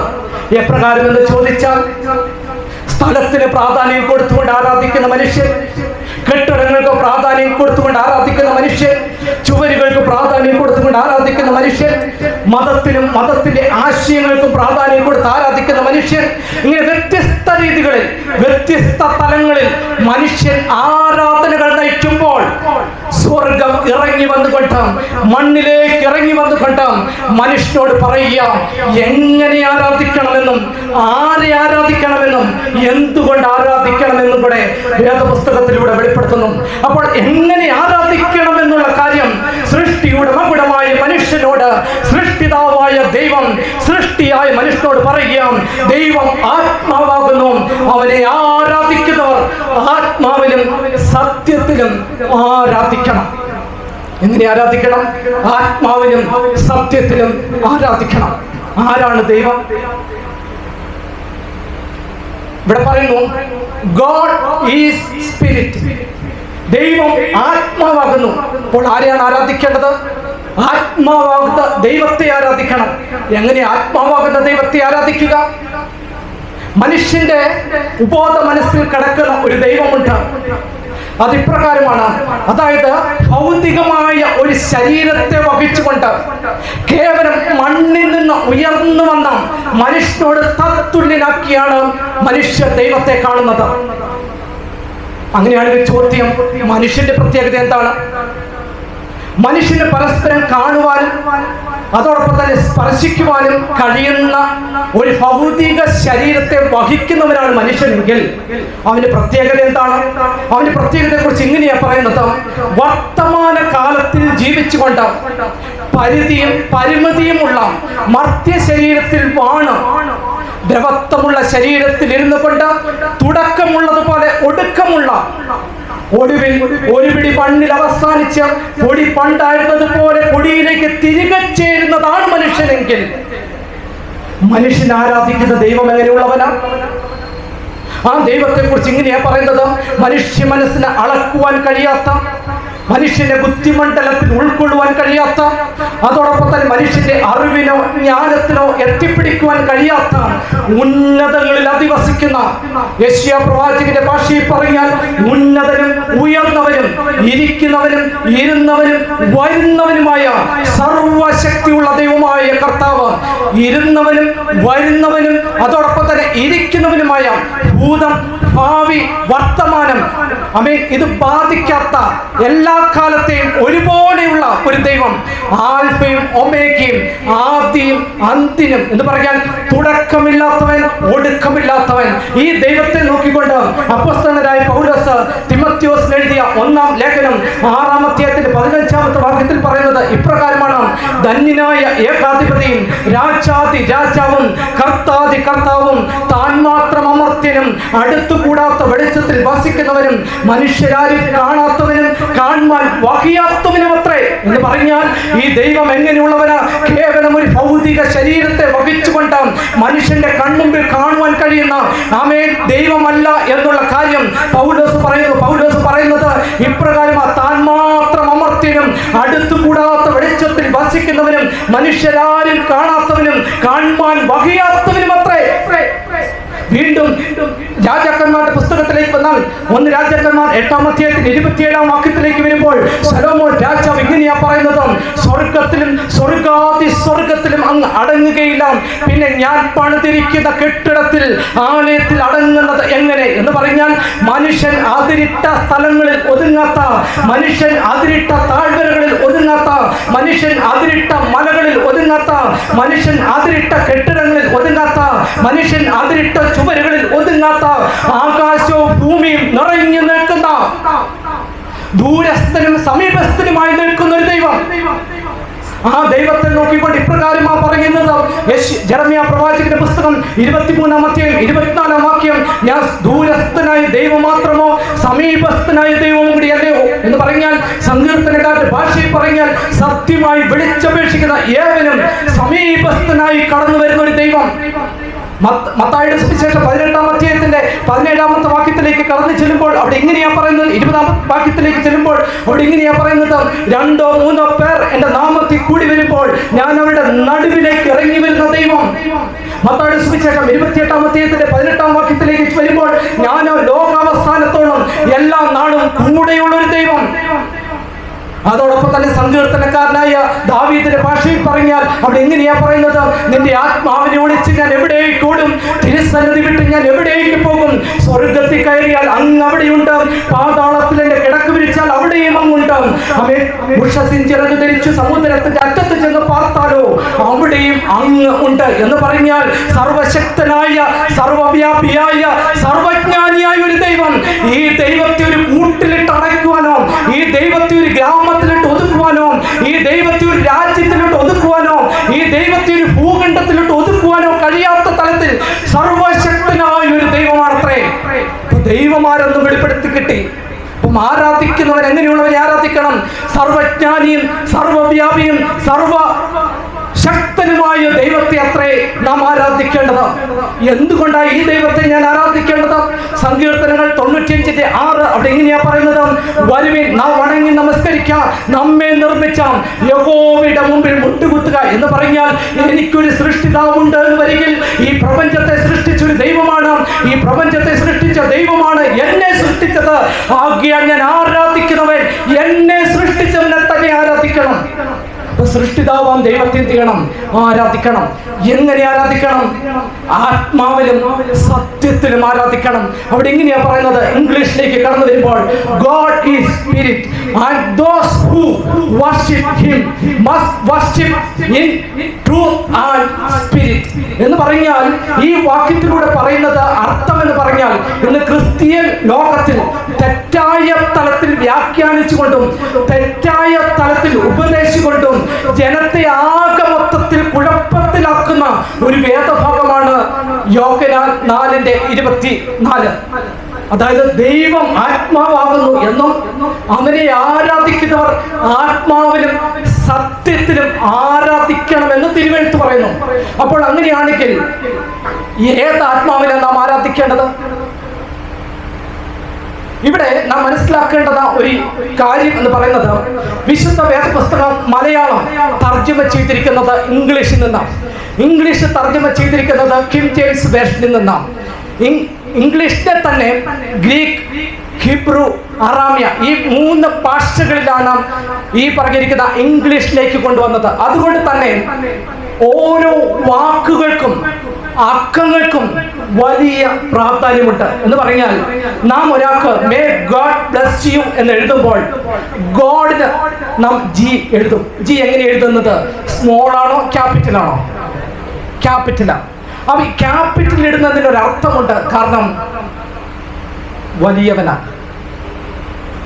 ഈ ലോകത്തിന്റെ പ്രഭു, അവനും ഈ ലോകത്തിന് ദൈവമെന്ന് വിശേഷിപ്പിക്കുന്നത്. അദ്ദേഹത്തെ ഇടുന്നത് ജി ആണ്, പക്ഷെ അത് സ്മോൾ ആണ്. മനസ്സിലാകുന്നു? അപ്പം ഗോഡ് ഈസ് സ്പിരിറ്റ്, സ്പിരിറ്റിനും അങ്ങനെ തന്നെ. ദൈവം ആത്മാവാകുന്നു എന്ന് പറയുമ്പോൾ സ്പിരിറ്റിന്, പരിശുദ്ധാത്മാവിനെ സ്പിരിറ്റ് എന്ന പദം ഉപയോഗിക്കുന്നു. ഈ പരിശുദ്ധാത്മാവ് എന്ന പദങ്ങൾ ഉപയോഗിക്കുന്നിടത്തെല്ലാം തന്നെ യെസ് ക്യാപിറ്റലാണ്. പിടികിട്ടിയോ? ഇനി ഇങ്ങോട്ട് വരാം. ഇവിടെ പറയുന്നു those who worship him must worship in spirit. ഈ സ്പിരിറ്റില് യെസ് കൊടുത്തിരിക്കുന്നത് സ്മോൾ അക്ഷരത്തിലാണ്. അപ്പൊ എന്താ പിടികിട്ടി? ഈ സ്പിരിറ്റിന് പല അർത്ഥങ്ങൾ ഉണ്ടെന്ന് അർത്ഥം. അതായത് ഇവിടെ പരിശുദ്ധാത്മാവിനെ സൂചിപ്പിക്കുന്ന സ്പിരിറ്റ് അല്ലെന്നർത്ഥം. പിന്നെ ഏത് സ്പിരിറ്റ് ആണ്? ഈ യെസിനെ സംബന്ധിച്ച് വീണ്ടും വ്യാഖ്യാനിക്കുകയാണ് എന്ന് വരികിൽ ആത്മാർത്ഥതയോടെ എന്ന് പറഞ്ഞാൽ ഇംഗ്ലീഷിൽ ഇങ്ങനെയാ പറയുന്നത്, those who worship with right heart or sincere heart എന്ന് പറഞ്ഞാൽ ആത്മാർത്ഥതയുള്ള ഹൃദയത്തോടെ അല്ലെങ്കിൽ ശരിയായ ഹൃദയത്തോടെ വേണം എന്ത് ചെയ്യുവാൻ? ആരാധിക്കുവാൻ. those who worship with sincere heart or right heart. അപ്പം ആത്മാർത്ഥതയുള്ള ഹൃദയത്തോടെ. അങ്ങനെയാണെങ്കിൽ ഈ വാക്യത്തെ ഒന്നും കൂടെ നമുക്ക് വ്യാഖ്യാനിക്കാം. ദൈവം ആത്മാവാകുന്നു, അവനെ ആരാധിക്കുന്നവർ ആത്മാർത്ഥതയോടും സത്യത്തോടും കൂടി വേണം ആരാധിക്കാൻ. അപ്പൊ വാക്യം എങ്ങനെയാ വിവരിക്കേണ്ടത് മനസ്സിലായോ? ആത്മാർത്ഥതയോടും കൂടി വേണം എന്ത് ചെയ്യുവാൻ? ആരാധിക്കുവാൻ. അങ്ങനെയാണെങ്കിൽ ചോദ്യം, എങ്ങനെയാ ദൈവത്തെ ആത്മാർത്ഥതയോടുകൂടി ആരാധിക്കാൻ കഴിയാം? എങ്ങനെയാ ദൈവത്തെ ആത്മാർത്ഥതയോടുകൂടി സ്നേഹിക്കാൻ കഴിയാം? എങ്ങനെയാ ദൈവത്തെ ആത്മാർത്ഥതയോടുകൂടി വിശ്വാസത്തിൽ ആരാധിക്കാൻ സാധിക്കുക? ഇതിനെ കുറിച്ച് വളരെ പെട്ടെന്ന് നമുക്ക് ചിന്തിച്ചു പോകാം. നമുക്കൊരു ഭാഗം വായിക്കാം. ആവർത്തന പുസ്തകം 10-ാം അധ്യായം അതിന്റെ 12-ാമത്തെ വാക്യവും കൂട്ടത്തിൽ തന്നെ ആവർത്തനം 11:13. ആകയാൽ ഇസ്രായേലേ, നിന്റെ ദൈവമായ യഹോവയെ ഭയപ്പെടുകയും എല്ലാ വഴികളിലും നടക്കുകയും അവിടുത്തെ സ്നേഹിക്കുകയും നിന്റെ ദൈവമായ യഹോവയെ പൂർണ്ണ ഹൃദയത്തോടും പൂർണ്ണ മനസ്സോടും പൂർണ്ണ ആത്മാവോടും കൂടെ സേവിക്കുകയും വേണം. അപ്പൊ നോക്കിയാട്ടെ, ഇവിടെ പൂർണ്ണമായിട്ടും അല്ലെങ്കിൽ ആത്മാർത്ഥതയോടെ ആരാധിക്കുവാൻ ആഗ്രഹിക്കുന്ന വ്യക്തികളിൽ നിന്ന് സ്വർഗം ആഗ്രഹിക്കുന്നത് പൂർണ്ണതയുള്ള ഒരു ഹൃദയമാണ്. അപ്പൊ പൂർണ്ണതയുള്ള ഹൃദയം എന്ന് പറഞ്ഞാൽ എങ്ങനെയാണത്? വായിച്ചിട്ട് അടുത്ത ഭാഗം കൂടെ. നിങ്ങളുടെ ദൈവമായ യഹോവയെ നിങ്ങൾ സ്നേഹിക്കുകയും പൂർണ്ണ ഹൃദയത്തോടും പൂർണ്ണ മനസ്സോടും. ഇവിടെ പറയുന്നു ആത്മാർത്ഥതയോടെ പൂർണ്ണ ഹൃദയത്തോടെ ആരാധിക്കാൻ വരുന്നവന്റെ മനസ്സ് എങ്ങനെയുള്ളതായിരിക്കണം? സ്നേഹത്തിൽ നിറഞ്ഞതായിരിക്കണം. അപ്പോൾ അങ്ങനെയാണെങ്കിൽ ആരാധകനിൽ നിന്ന് ദൈവം ആഗ്രഹിക്കുന്നത് പൂർണ്ണതയുള്ള ഒരു ഹൃദയമാണ്. എന്തുകൊണ്ട് ദൈവം അങ്ങനെ പൂർണ്ണതയുള്ള ഒരു ഹൃദയം ആഗ്രഹിക്കുന്നത്? കഴിഞ്ഞു പോയ കാലഘട്ടത്തിലെ ജനത്തിന്റെ ആരാധന പൂർണ്ണതയുള്ളതായിരുന്നില്ലയോ? എന്താണ് ദൈവം അതിനെ കുറിച്ച് പറയുന്നത്? വായിച്ചാട്ടെ.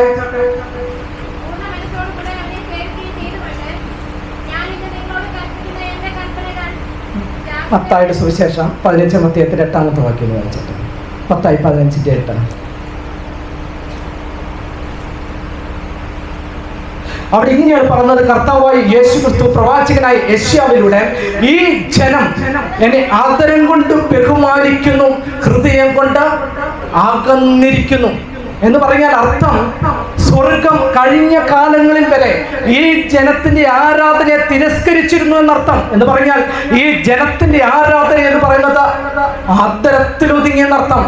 അപ്പൊ ദൈവം പുതിയ നിയമസഭയിലേക്ക് കടന്നു വരുമ്പോൾ അതായത് ആദ്യം മുതൽക്കേ ഏദനിൽ മനുഷ്യനെ സൃഷ്ടിച്ച് ഏദൻ തോട്ടത്തിലാക്കിയ നാൾ മുതൽക്കേ ദൈവം മനുഷ്യന്റെ ആരാധന ആഗ്രഹിച്ചിരുന്നു.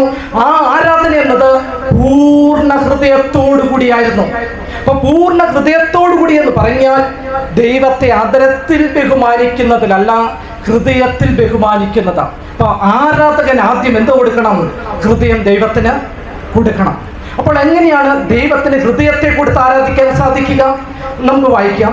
സങ്കീർത്തനങ്ങൾ 112:1.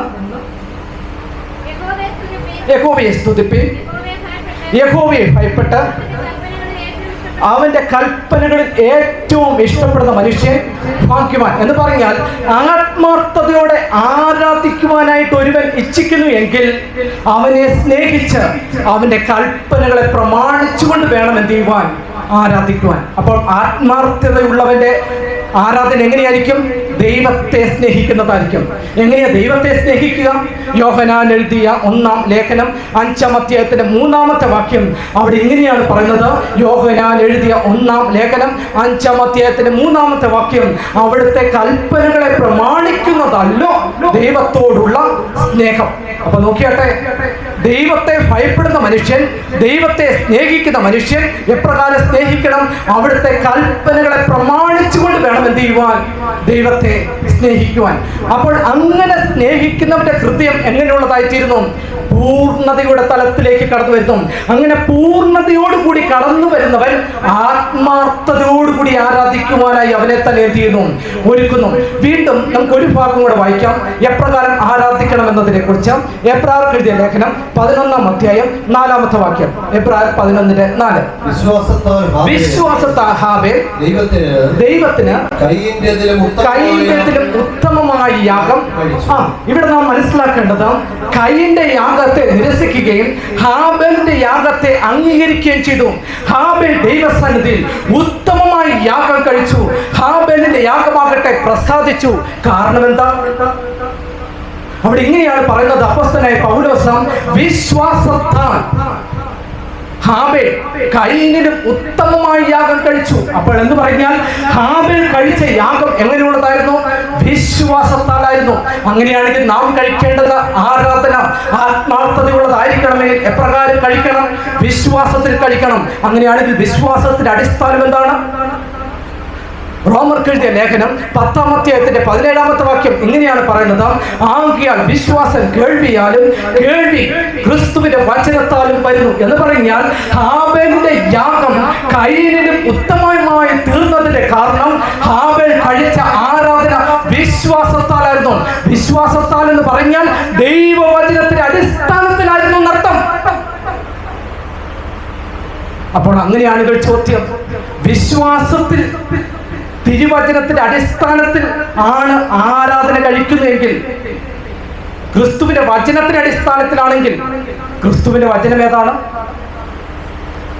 അതിനെക്കുറിച്ച് ഇങ്ങനെയാണ് പറയുന്നത്. മത്തായിയുടെ സുവിശേഷം 7-ാം അധ്യായത്തിന്റെ 24-ാമത്തെ വാക്യം ഇങ്ങനെ പറയുന്നു, എന്റെ ഈ വചനങ്ങളെ കേട്ട് ചെയ്യുന്നവൻ പാറമേൽ വീട് പണിത ബുദ്ധിയുള്ള മനുഷ്യനോട് തുല്യൻ ആയിരിക്കുന്നു.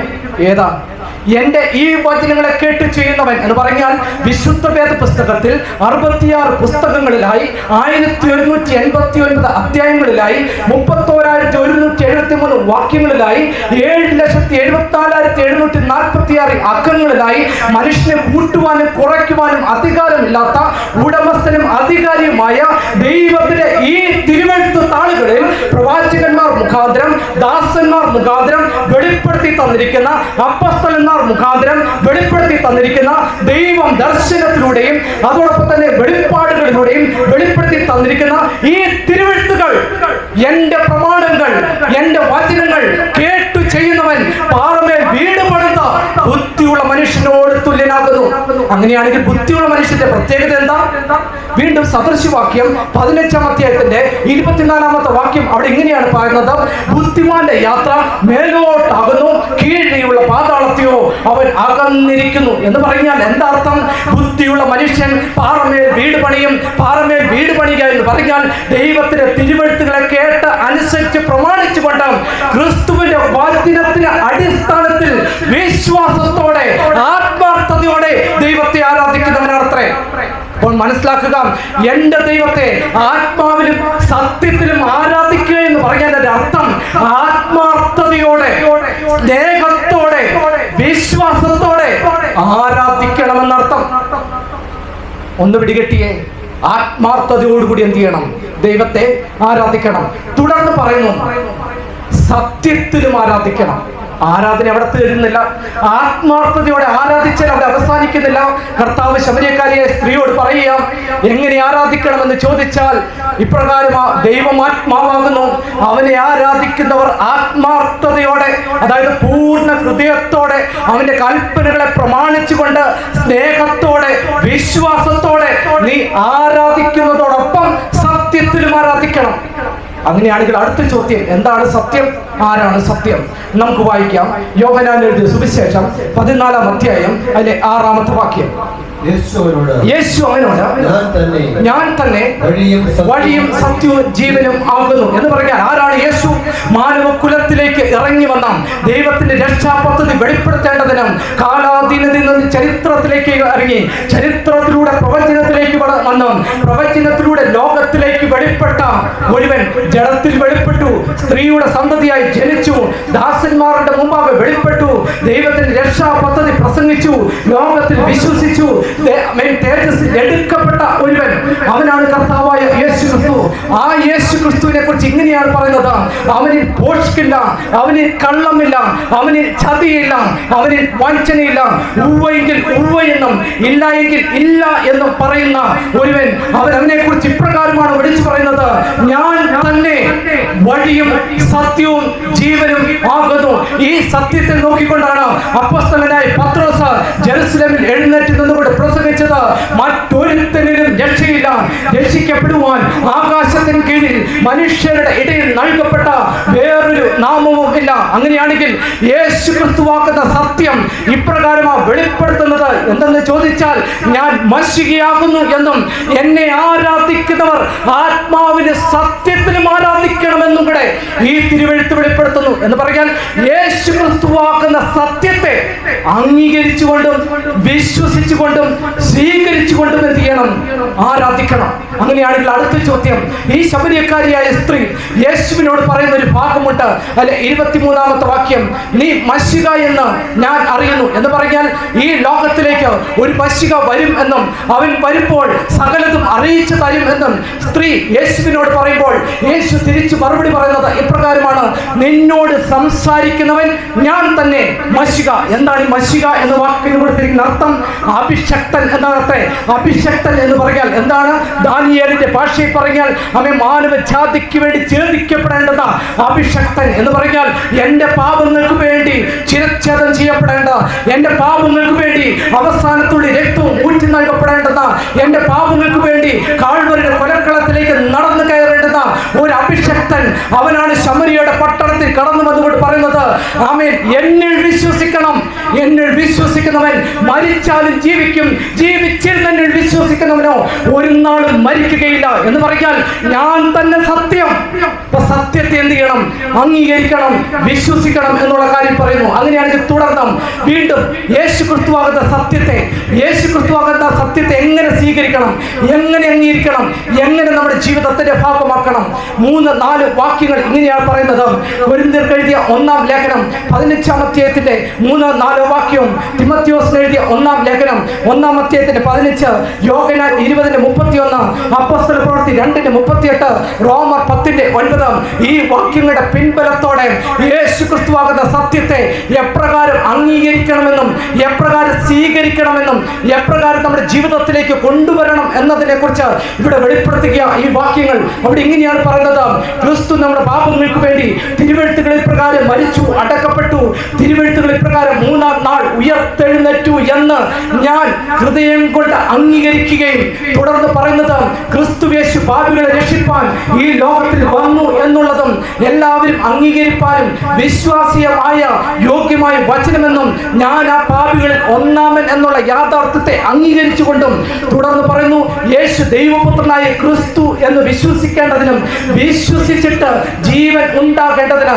മാനസാന്തരപ്പെട്ട് തങ്ങളുടെ പാപങ്ങളുടെ മോചനത്തിനായി യേശു ക്രിസ്തുവിന്റെ നാമത്തിൽ സ്നാനം ഏൽപ്പിൻ എന്ന് പറഞ്ഞാൽ യേശു ക്രിസ്തുവാകുന്ന സത്യത്തെ എപ്രകാരം അംഗീകരിക്കണം എന്നതിനെ കുറിച്ചും എപ്രകാരം സ്വീകരിക്കണം എന്നതിനെ കുറിച്ചും ഈ യേശു ക്രിസ്തുവാകുന്ന സത്യം വെളിപ്പെടുത്തുന്നത് എങ്ങനെയാണ്? ഞാൻ മണ്ണിലേക്ക് കടന്നു വന്നു, മാനവരാശിക്ക് വേണ്ടി മരിച്ചു, അടക്കപ്പെട്ടു, ഉയർത്തെഴുന്നേറ്റു. എന്നിൽ വിശ്വസിക്കുന്നവൻ മരിച്ചാലും ജീവിക്കേണ്ടതിന് മാനസാന്തരപ്പെട്ട ഓരോരുത്തൻ പാപങ്ങളുടെ മോചനത്തിനായി യേശു ക്രിസ്തുവിന്റെ നാമത്തിൽ സ്നാനം ഏൽക്കണം എന്ന് പറഞ്ഞാൽ യേശു ക്രിസ്തുവാകുന്ന സത്യത്തെ അംഗീകരിക്കണമെന്നർത്ഥം. എന്ന് പറഞ്ഞാൽ ആരാധനയിൽ യേശു ക്രിസ്തു ആയിരിക്കണം ഉണ്ടായിരിക്കേണ്ടത്. യേശു ക്രിസ്തു കേന്ദ്രീകൃതമായിരിക്കണം ആരാധന. യേശു ക്രിസ്തുവിനെ ഉയർത്തുന്നതായിരിക്കണം ആരാധന.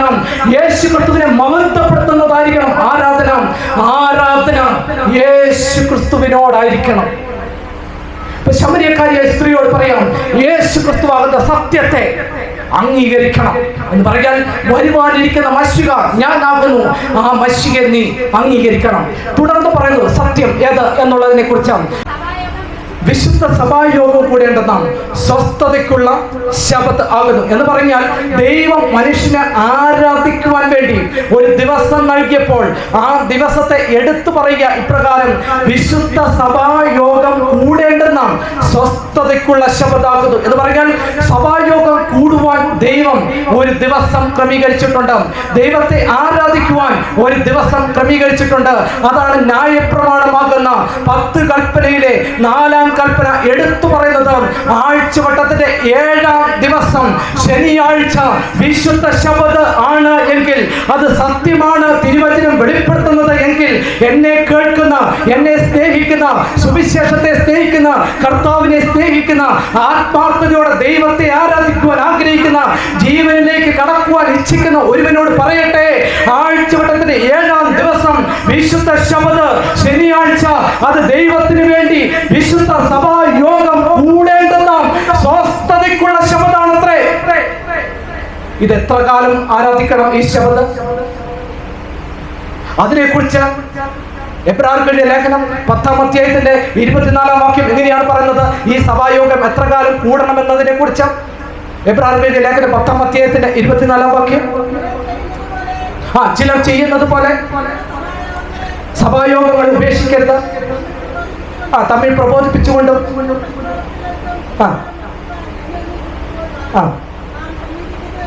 നാൾ സമീപിക്കും തോറും അത് അധികമായി ചെയ്യുവിൻ. എന്താണ് ഈ ശബത്തിനെ കുറിച്ചും സഭായോഗത്തെ കുറിച്ച് പറയുന്നത്?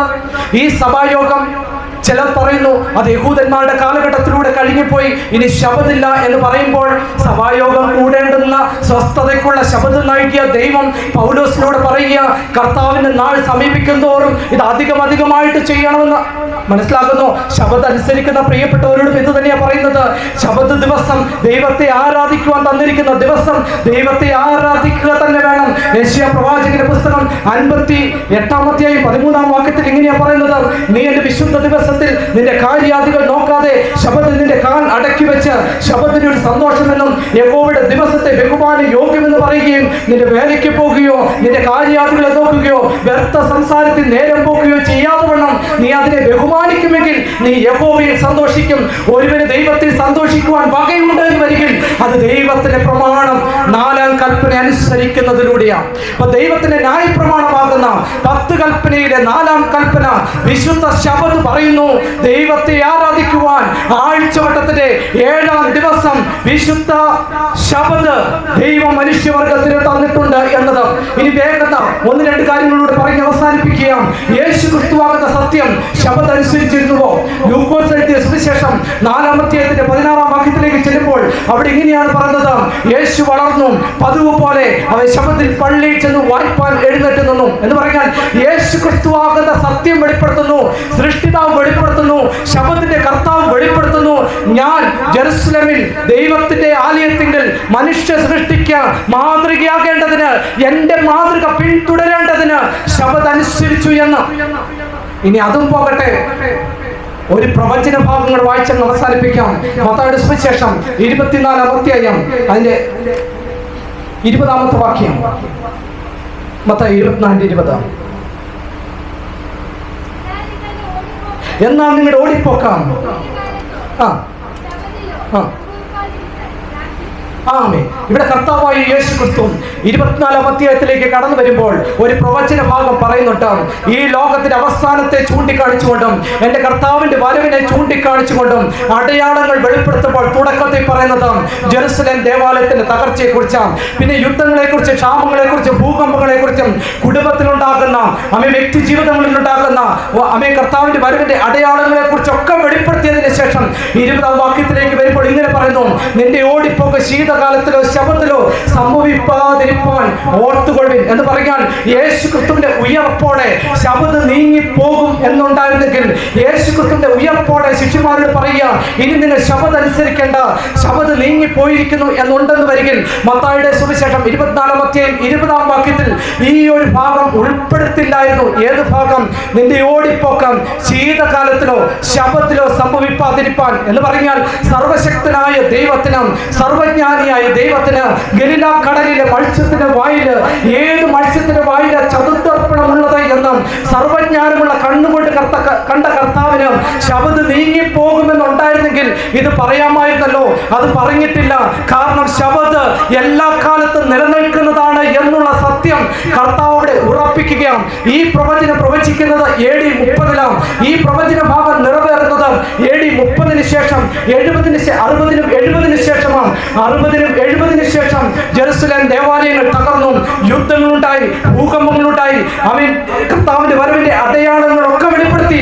ഓടിപ്പോക്ക് ശീതകാലത്തിൽ സംഭവിച്ചു, ശബത്തിന് സംഭവിക്കാതിരിക്കാൻ പ്രാർത്ഥിപ്പാൻ എന്ന് പറയും. എന്ന് പറഞ്ഞാൽ കർത്താവിന്റെ പ്രവചനം പറയുന്നത് മത്തായിയുടെ സുവിശേഷം 24-ാം അധ്യായം വെളിപ്പെടുത്തുന്നതും ഈ ലോകമുള്ള കാലത്തോളം, മനുഷ്യൻ നിലനിൽക്കുന്ന കാലത്തോളം ദൈവത്തിന്റെ ശബത്ത് നിലനിൽക്കുന്നുണ്ട് എന്നർത്ഥം. എന്ന് പറഞ്ഞാൽ ഈ ലോകമുള്ള കാലത്തോളം എന്ന് പറഞ്ഞാൽ വരുവാനിരിക്കുന്ന പുതിയ ആകാശത്തിലും പുതിയ ഭൂമിയിലും ഈ ശബത്ത് നിലനിൽക്കുന്നുണ്ടെന്നർത്ഥം.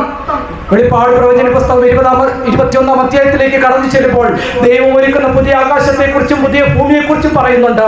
പുതിയ ആകാശത്തെക്കുറിച്ചും പുതിയ ഭൂമിയെക്കുറിച്ച് പറയുമ്പോൾ തന്നെ യെശയ്യാ പ്രവാചകന്റെ പുസ്തകം 66-ാം അധ്യായത്തിന്റെ 18-ാം വാക്യത്തിൽ ഇങ്ങനെയാ പറയുന്നത്: പുതിയ ആകാശവും പുതിയ ഭൂമിയും നിലനിൽക്കുന്നത് പോലെ നിന്റെ സന്തതിയുടെ പേർ നിലനിൽക്കും.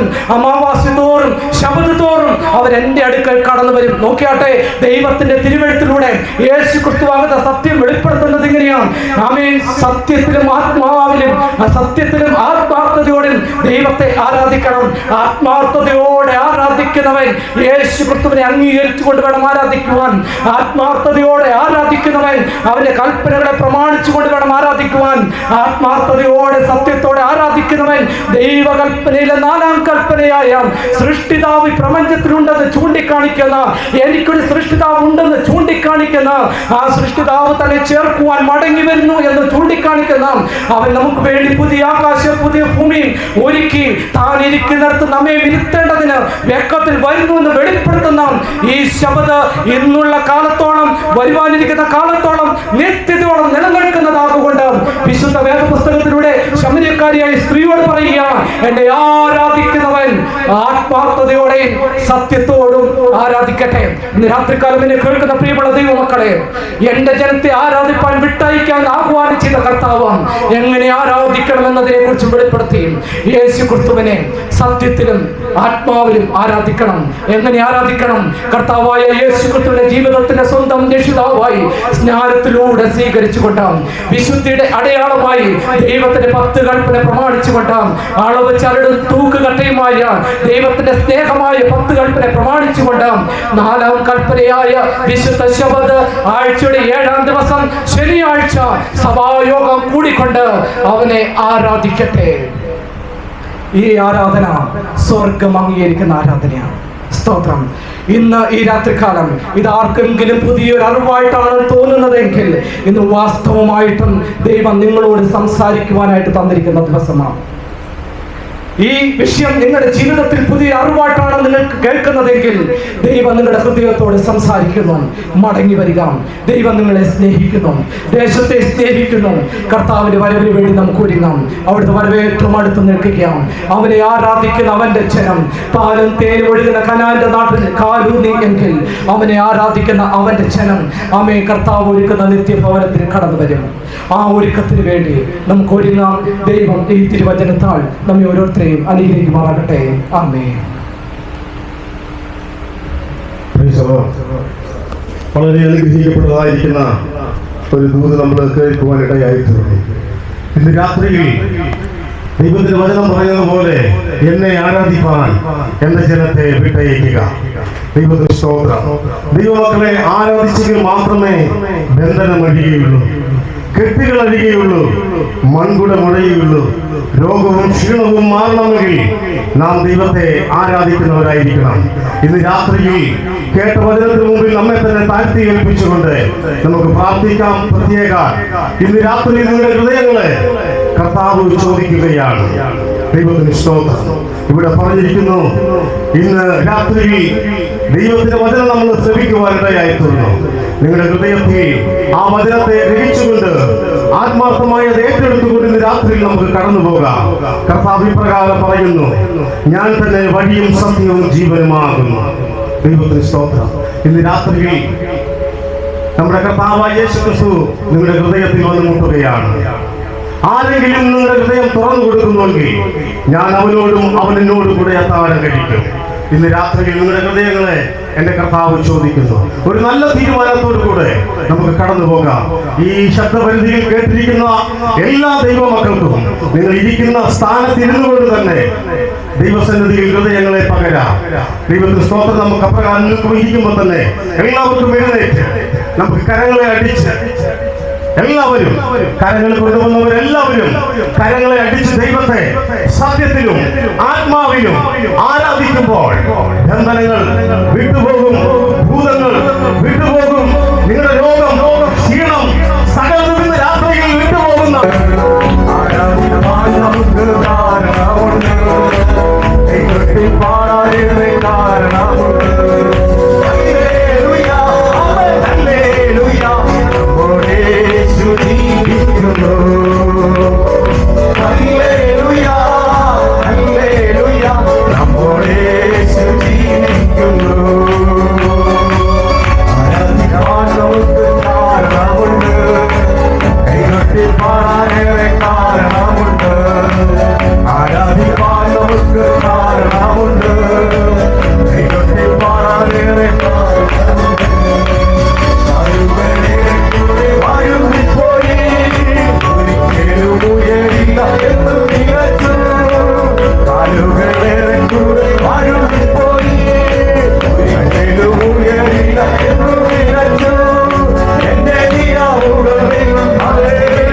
Hallelujah.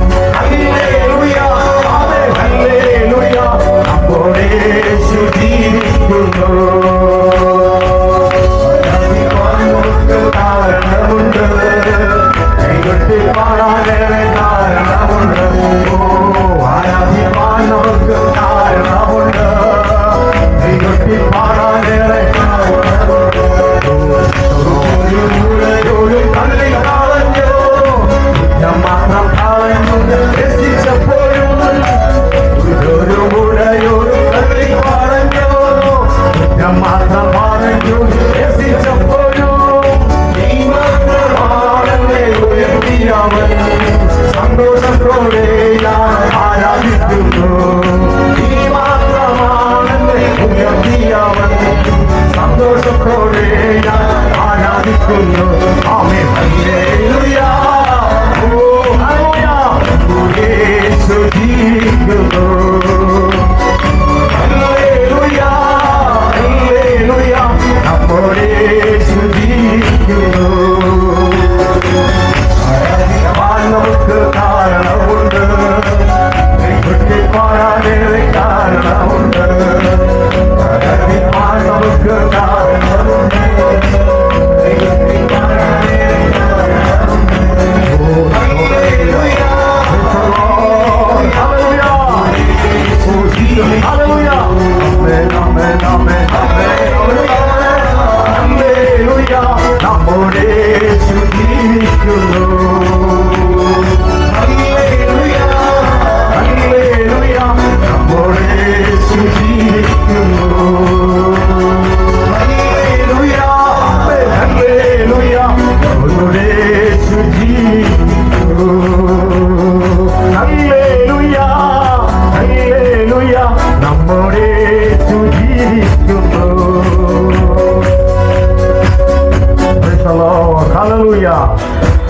അപ്രകാരം നമുക്ക് നിൽക്കുമ്പോൾ നമ്മുടെ കണ്ണുകളെ അടച്ച് നമുക്ക് പ്രാർത്ഥിക്കാം.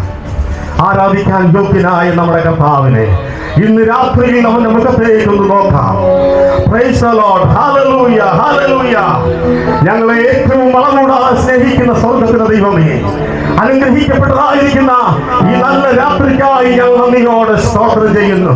സ്വർഗ്ഗത്തിലേക്ക് സ്ഥിരമായിരിക്കുന്ന ദൈവത്തിന്റെ മാറ്റമില്ലാത്ത വചനം ഇന്ന് രാത്രിയിൽ കർത്താവെ ഞങ്ങൾക്ക് ശ്രവിപ്പാൻ, ഞങ്ങളുടെ കാതുകളിലേക്ക് കർത്താവെ അലകൾ അടിക്കുവാൻ, അത് ഞങ്ങളുടെ ഹൃദയത്തിലേക്ക് ആഴമേറി പതിയുവാൻ, ആ മാംസപ്പലകയിൽ കർത്താവെ നിന്റെ കൽപ്പനകളും പ്രമാണങ്ങളും ഇന്ന് രാത്രിയിൽ എഴുതുവാൻ സർവശക്തനായിരിക്കുന്ന ദൈവമേ, നീ അവിടുന്ന് ഞങ്ങളെ സഹായിക്കണമെന്ന് പ്രാർത്ഥിക്കുകയാണ്. ഇന്ന് രാത്രിയിൽ ഈ മാറ്റമില്ലാത്ത വചനം അനേക ജീവിതങ്ങളെ രൂപാന്തരപ്പെടുത്തിയതിനായി സ്തോത്രം ചെയ്യുന്നു. കല്ലുപോലിരിക്കുന്ന ഹൃദയങ്ങളെ അടിച്ചുടച്ച് നശിപ്പിക്കുകയായി കർത്താവേ, ഞങ്ങളുടെ നാവിന് ഏറ്റവും മധുരകരമായിരിക്കുന്നതായ ഒരു അനുഭവം ഇന്ന് രാത്രിയിൽ കൊണ്ടുവന്നതിനായി സ്തോത്രം ചെയ്യുന്നു. കർത്താവെ, ആരാധിപ്പാൻ കഴിയാതെ ഫറവോന്റെ ബന്ധനത്തിൽ, ഫറവോന്റെ അധീനതയിൽ കിടക്കുന്ന തന്റെ ജനത്തെ വിട്ടയക്കുവാൻ ഇന്ന് രാത്രിയിൽ കർത്താവെ ദൈവത്തിന്റെ മാറ്റമില്ലാത്ത വചനം ഇന്ന് അവരോട് ഇടപെടുമാറണമെന്ന് പ്രാർത്ഥിക്കുകയാണ്. സർവശക്തനായിരിക്കുന്ന ദൈവത്തിന്റെ പരിശുദ്ധാത്മാവ് ഇന്ന് രാത്രിയിൽ കർത്താവെ ചില ജീവിതങ്ങളെ മാനസാന്തരത്തിന്റെ അനുഭവത്തിലേക്ക് കൊണ്ടുവരുവാൻ ഞങ്ങൾ അങ്ങയോട് പ്രാർത്ഥിക്കുകയാണ്. കർത്താവ് ഇന്ന് രാത്രിയിൽ ദൈവത്തിന്റെ മാറ്റമില്ലാത്ത വചനം സംസാരിപ്പാൻ തന്റെ ദാസനെ അവിടുന്ന് അഭിഷേകം ചെയ്തതിനായി സ്തോത്രം ചെയ്യുന്നു. അപ്പോൾ നിന്റെ സന്നിധിയിൽ ഞങ്ങൾ ഒന്നുമില്ല. ഞങ്ങൾക്ക് ആരാധിപ്പാൻ ഒരു ഇടമുണ്ടെങ്കിൽ കർത്താവെ, ഞങ്ങൾക്ക് ഈ മരുഭൂമിയിൽ ചാരുവാനൊരു ഇടമുണ്ടെങ്കിൽ അത് എന്റെ കർത്താവിന്റെ മാറിടത്തല്ലാതെ മറ്റൊരു മാറിടം ഞങ്ങൾക്കില്ല. കർത്താവെ, ഞങ്ങളെ ആശ്വസിപ്പിക്കുന്ന കർത്താവ്, ഞങ്ങളെ വിടുവിക്കുന്ന കർത്താവ്, ഞങ്ങളെ അനുഗ്രഹിക്കുന്ന കർത്താവ് ഇന്ന് രാത്രിയിൽ ഞങ്ങളുടെ പണ്ടലിന്റെ നടുവിലേക്ക് കടന്നു വന്നതിനായി നന്ദിയോടെ സ്തോത്രം ചെയ്യുന്നു. ഞങ്ങളുടെ സുവിശേഷ യോഗത്തിന്റെ 2ാമത്തെ ദിവസവും എന്റെ ദൈവം അവിടുന്ന് അത്ഭുതം പ്രവർത്തിച്ചതിനായി സ്തോത്രം. കർത്താവെ, ആരാധിച്ച ജനത്തെ അവിടുന്ന് അനുഗ്രഹിക്കണമേ, അവരുടെ രോഗങ്ങളെ അവിടുന്ന് വിടുവിക്കണമേ, അവർക്ക് സന്തോഷം പകരണമേ, അവർക്ക് സമാധാനം പകരണമേ, അവരുടെ ബന്ധനങ്ങൾ അറിയണമേ, അവരുടെ ക്ഷീണങ്ങൾ മാറണമേ എന്ന് പ്രാർത്ഥിക്കുകയാണ്. ഇന്ന് രാത്രിയിൽ ദൈവവചനം ശ്രമിച്ചതായിരിക്കുന്ന എല്ലാ ദേശവാസികളെയും സ്വർഗ്ഗം അവിടുന്ന് അനുഗ്രഹിക്കണമെന്ന് ഞങ്ങൾ അങ്ങയോട് പ്രാർത്ഥിക്കുകയാണ്. ഇന്ന് രാത്രിയിൽ സ്വർഗ്ഗം അവിടുന്ന് സന്തോഷമുള്ള സ്വർഗ്ഗമായി തീർന്നതിനായി നന്ദിയോടെ സ്തോത്രം. ഈ വേദിയിലായിരിക്കുന്ന എല്ലാ ദൈവദാസന്മാരെയും ദൈവം അനുഗ്രഹിക്കണമെന്ന് പ്രാർത്ഥിക്കുന്നു. കടന്നു വന്നിരിക്കുന്ന എല്ലാവരെയും സ്വർഗ്ഗം അവിടുന്ന് ഒരുപോലെ അവിടുന്ന് അനുഗ്രഹിക്കണമെന്ന് പ്രാർത്ഥിക്കുകയാണ്. കർത്താവെ, തിരിച്ച് ഞങ്ങളുടെ മടക്കയാത്രയിൽ ദൈവം കൂടെ ഇരിക്കണമേ. ഇന്ന് രാത്രിയിൽ ഞങ്ങളുടെ നിദ്രയോട് കൂടെ ഇരിക്കണമേ. സ്വർഗീയ ദർശനങ്ങൾ കാണുവാനിടയാക്കണമേ. പ്രഭാതത്തിൽ ഞങ്ങളെ ഉണർത്തണമേ കർത്താവെ. പ്രഭാതത്തിൽ ഉണർന്ന് കർത്താവിനെ ആരാധിപ്പാനും മഹത്വപ്പെടുത്തുവാനും അങ്ങയുടെ വരവുവരെയും ഞങ്ങളെ ഒരുക്കണമേ. അങ്ങയുടെ കൽപ്പനകളും പ്രമാണങ്ങളും അനുസരിച്ചുകൊണ്ട് ജീവിപ്പാൻ ഞങ്ങളെ ഓരോരുത്തരെയും സ്വന്തം അവിടുന്ന് ഒരുക്കിയാത്ത കർത്താവെ, അവിടുന്ന് അഭിഷേകം ചെയ്ത കർത്താവെ, അടിയനെയും താഴ്ത്തി ഏൽപ്പിക്കുന്നു. പ്രാർത്ഥന കേട്ടതിനായി സ്തോത്രം ചെയ്യുന്നു. യേശു ക്രിസ്തുവിന്റെ ധന്യമുള്ള നാമത്തിൽ തന്നെ. ആമേൻ. സ്തോത്രം. സ്വർഗ്ഗസ്ഥനായ ഞങ്ങളുടെ പിതാവേ, അങ്ങയുടെ നാമം വിശുദ്ധീകരിക്കണമേ, അങ്ങയുടെ രാജ്യം വരണമേ, അങ്ങയുടെ ഇഷ്ടം സ്വർഗത്തിലെ പോലെ ഭൂമിയിലുമാകണമേ. ഞങ്ങൾക്ക് ആവശ്യമുള്ള ആഹാരം ഞങ്ങൾക്ക് നൽകണമേ. ഞങ്ങളുടെ കടക്കാരോട് ഞങ്ങൾ ക്ഷമിക്കുന്നത് പോലെ ഞങ്ങളുടെ കടങ്ങളും ദോഷങ്ങളും ഞങ്ങൾ ക്ഷമിക്കണമേ. പരീക്ഷയിൽ അകപ്പെടുത്തരുതേ, സ്വർഗ്ഗത്തിൽ നിന്ന് വിടുവിക്കണമേ. എന്തുകൊണ്ടെന്ന് ആ രാജ്യവും ശക്തിയും മഹത്വവും എന്നേക്കുമുള്ളതാകുന്നു. ആമേൻ. പിതാവായ ദൈവത്തിന്റെ സ്നേഹവും പുത്രനായ യേശുവിന്റെ കൃപയും ആശ്വസിപ്പിക്കുകയും പരിപാലിക്കുകയും വഴി നടത്തുകയും ചെയ്യുന്ന പരിശുദ്ധാത്മാവിന്റെ കൂട്ടായ്മയും സഹവാസവും ഇന്നിവിടെ കൂടി വന്നിരിക്കുന്ന പ്രിയപ്പെട്ടവരുടെ മേലും ഈ ദേശത്തിന്റെ മേലും തുടർന്നുള്ള അടികളുടെ മടക്കയാത്രയോടൊപ്പം സകല ബുദ്ധിയെയും കവിയുന്ന ദൈവിക സമാധാനപ്പെട്ട കർത്താവിന്റെ രണ്ടാമത്തെ വരവോളം അടികളെ നിറയ്ക്കുമാറാകണമേ. ആമേൻ.